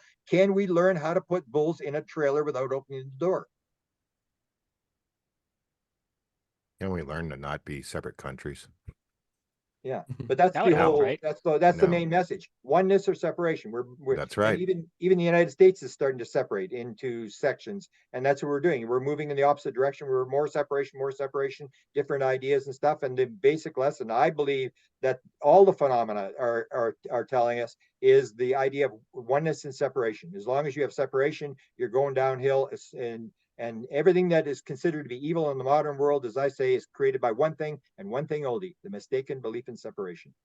And on that note, Mr. Cameron, we want to thank you for your time. We want to honor everyone's time here. And hopefully on December 22nd, the Schumer Amendment hopefully gets passed and it elevates the discussion with respect to the world understanding the reality of the phenomena.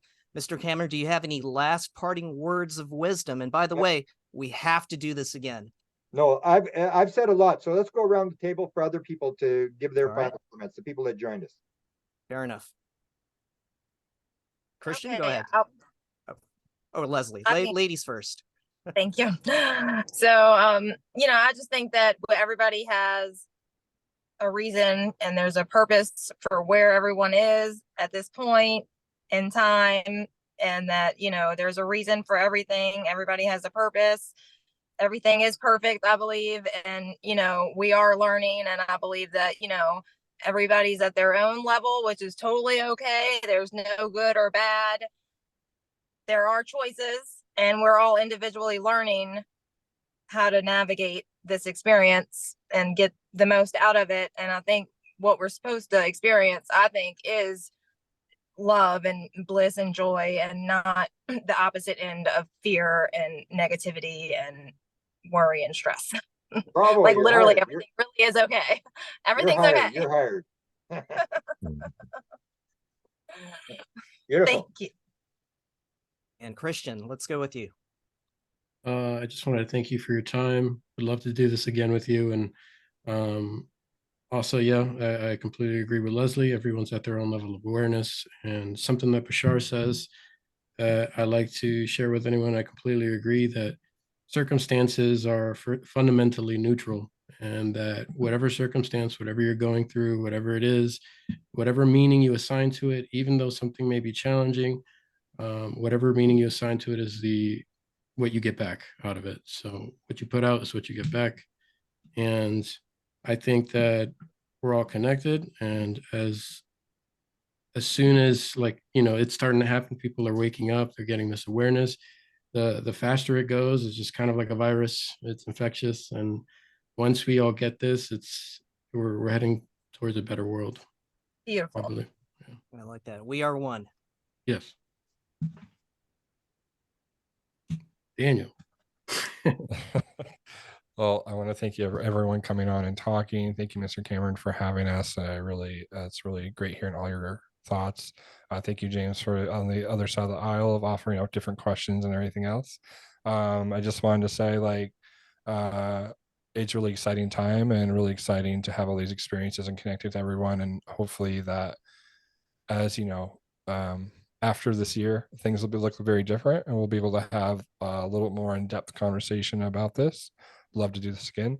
I just wanted to end on at least my note of what the final words that my entities said. It was, separation is just a delusion. Exactly. It is very, very well put. Very well put, strong right. illusion. Yes, well, everything's an illusion, I guess, is what some of the teaching is, but I'd rather be on the positive. I'd like to say again, as far as experiences go, this was a very, very important learning experience for me, and I hope everybody else feels the same. What a pleasure and an honor it was to be with each and every one of you. I'd have to say that to anybody that's watching or will watch this, is that we have to, in order to understand more, we can't have a closed mind. We have to have an open mind. We have to accept all possibilities, especially in this great universe that we know little to nothing about. And if we take that into a reflection upon ourselves, the more we can learn about ourselves and it.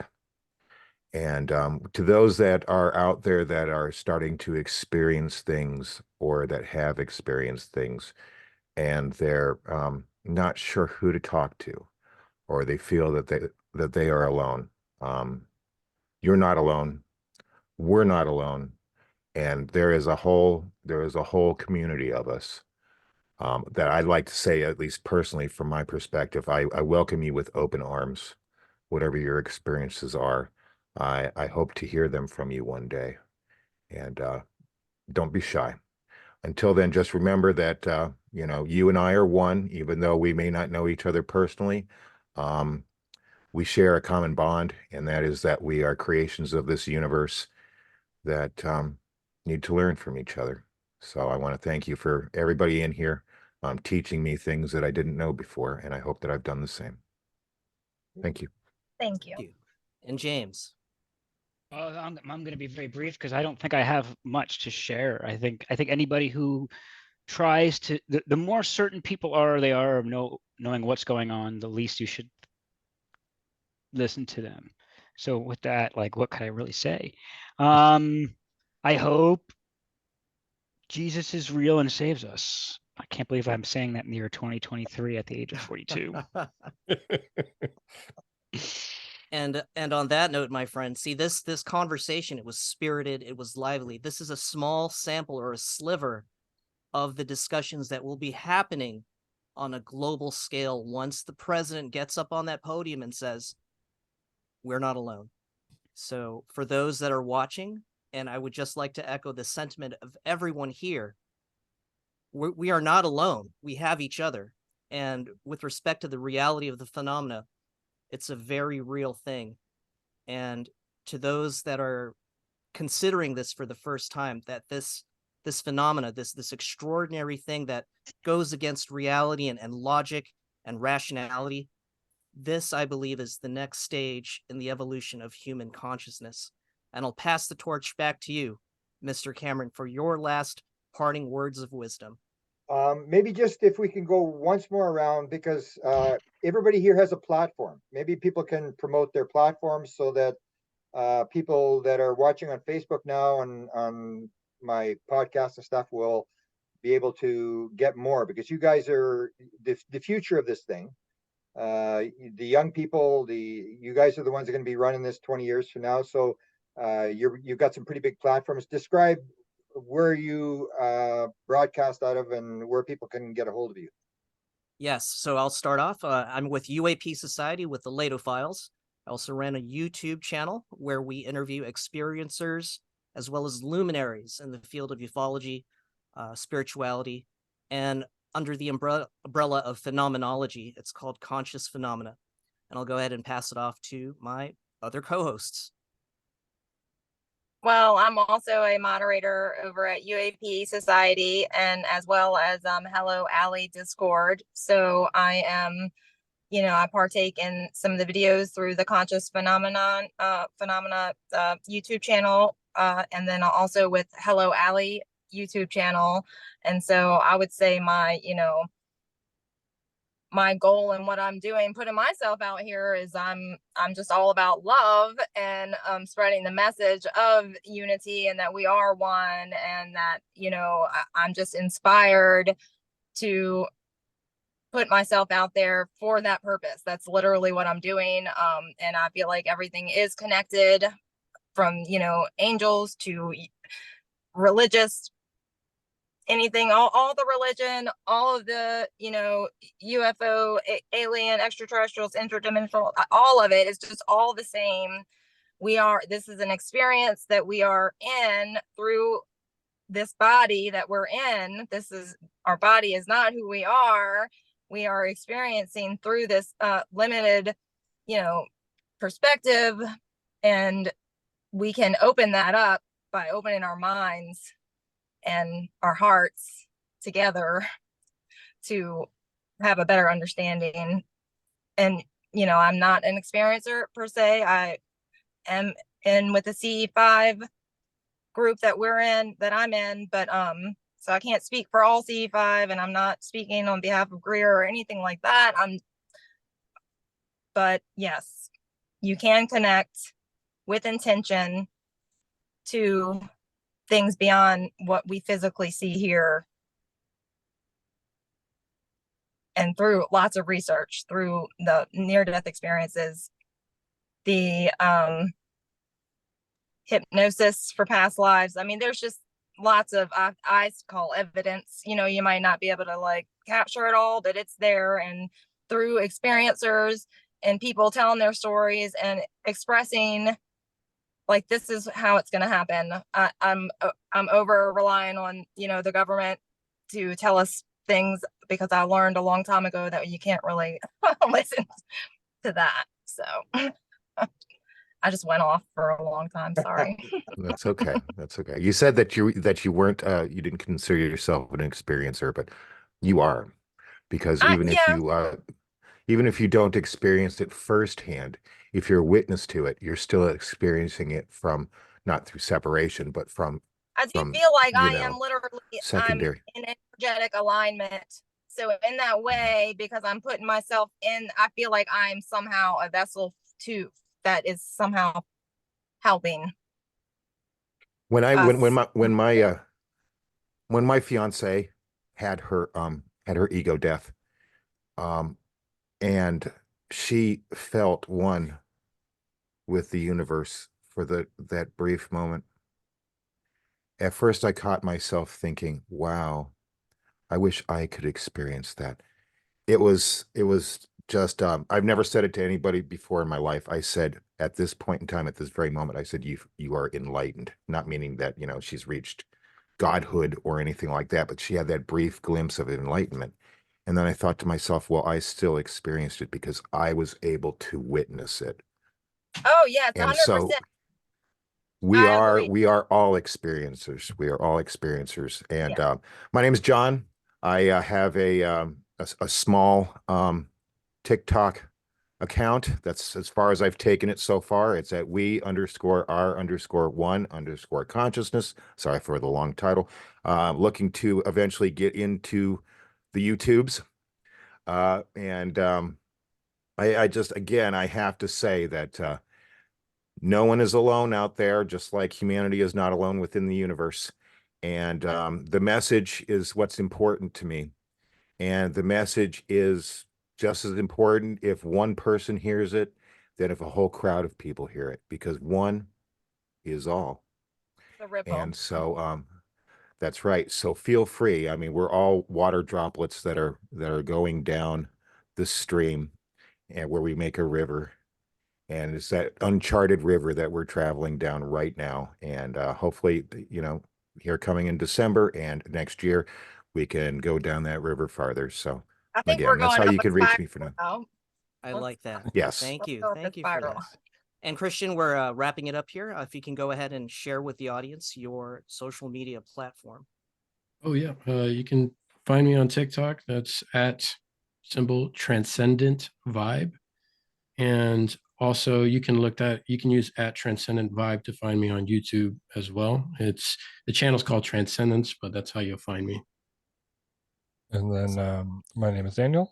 I go by Gray Druid. I have TikTok and YouTube, mainly TikTok. And hopefully we're going to get another channel going pretty soon with me, Chris, and John. So that would be Cosmic Convergence, and we're still in the works with that. But yeah, that's kind of where, my channel pretty much goes into remote viewing and NHI and consciousness connection. So yeah. Yeah, I'm only here because George needs somebody to accuse somebody of being Canadian Intel Live. And I resist that. Like he begs me to do these things with him because he knows I'll do that. And I've agreed to do that because I've already tested a few political things. I work in politics and media and stuff like that. Yeah. And I'm making the bargain with him that I'll do this more with him if he gives me what I want and lets me work with UAP Society to do some like grassroots, like community organizing type of stuff around the issue. Like I'd love to like make some like taunting billboards in Mike Turner's district and stuff like that. Just really starting to have some fun with it. And like, I think that like I've put out some feelers. I think there's things we could do there. So I don't have a channel. Maybe you'll never see me again, but I plan to accuse other people of being Canadian Intel too, because I don't really believe Grant Cameron is. I just had fun saying it. Thanks, guys. Well, thanks for what you do. You mentioned Turner, and this reminds me, I'm promoting Michael Harbaugh, who is running against Turner in the 10th District of Ohio. Oh, we need to talk then. We need to like, George, can you grab this man's info? Because when I sure will.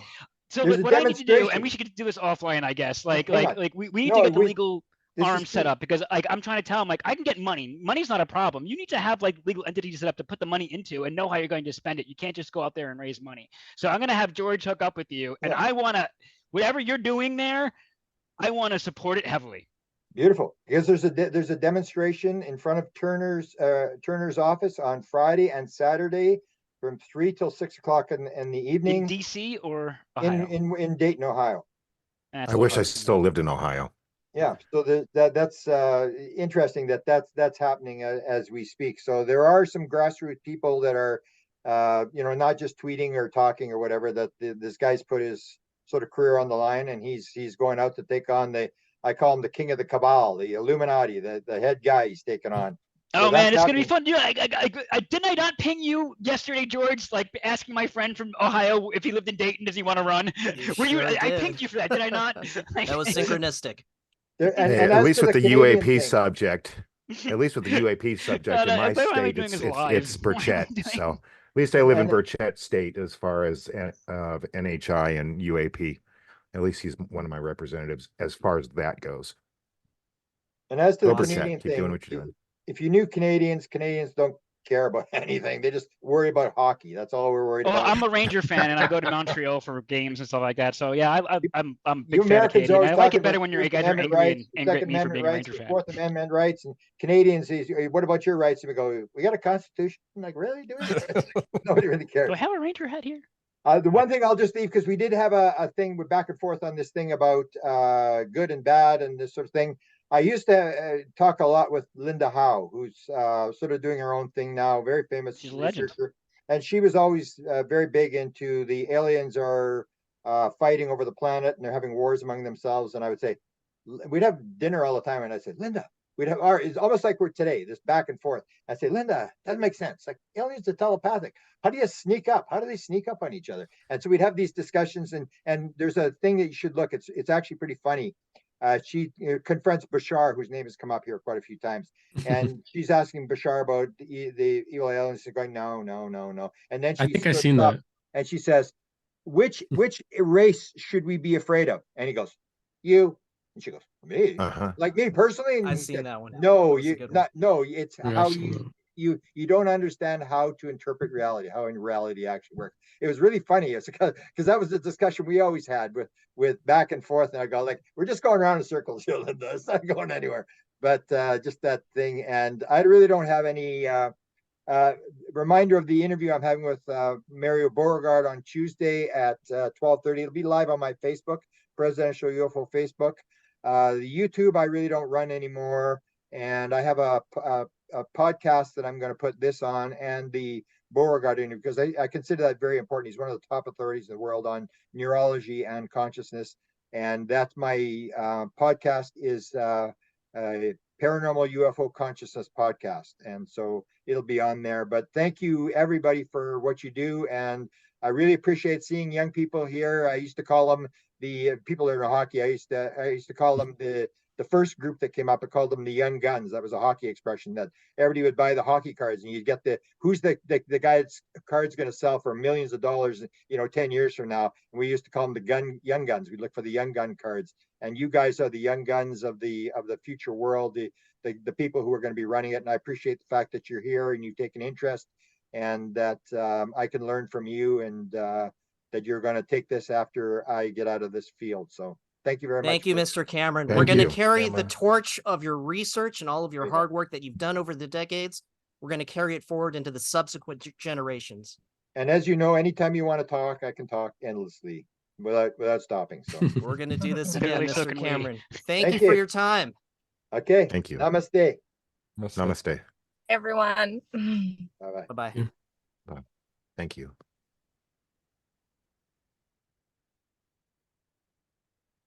How do I get it?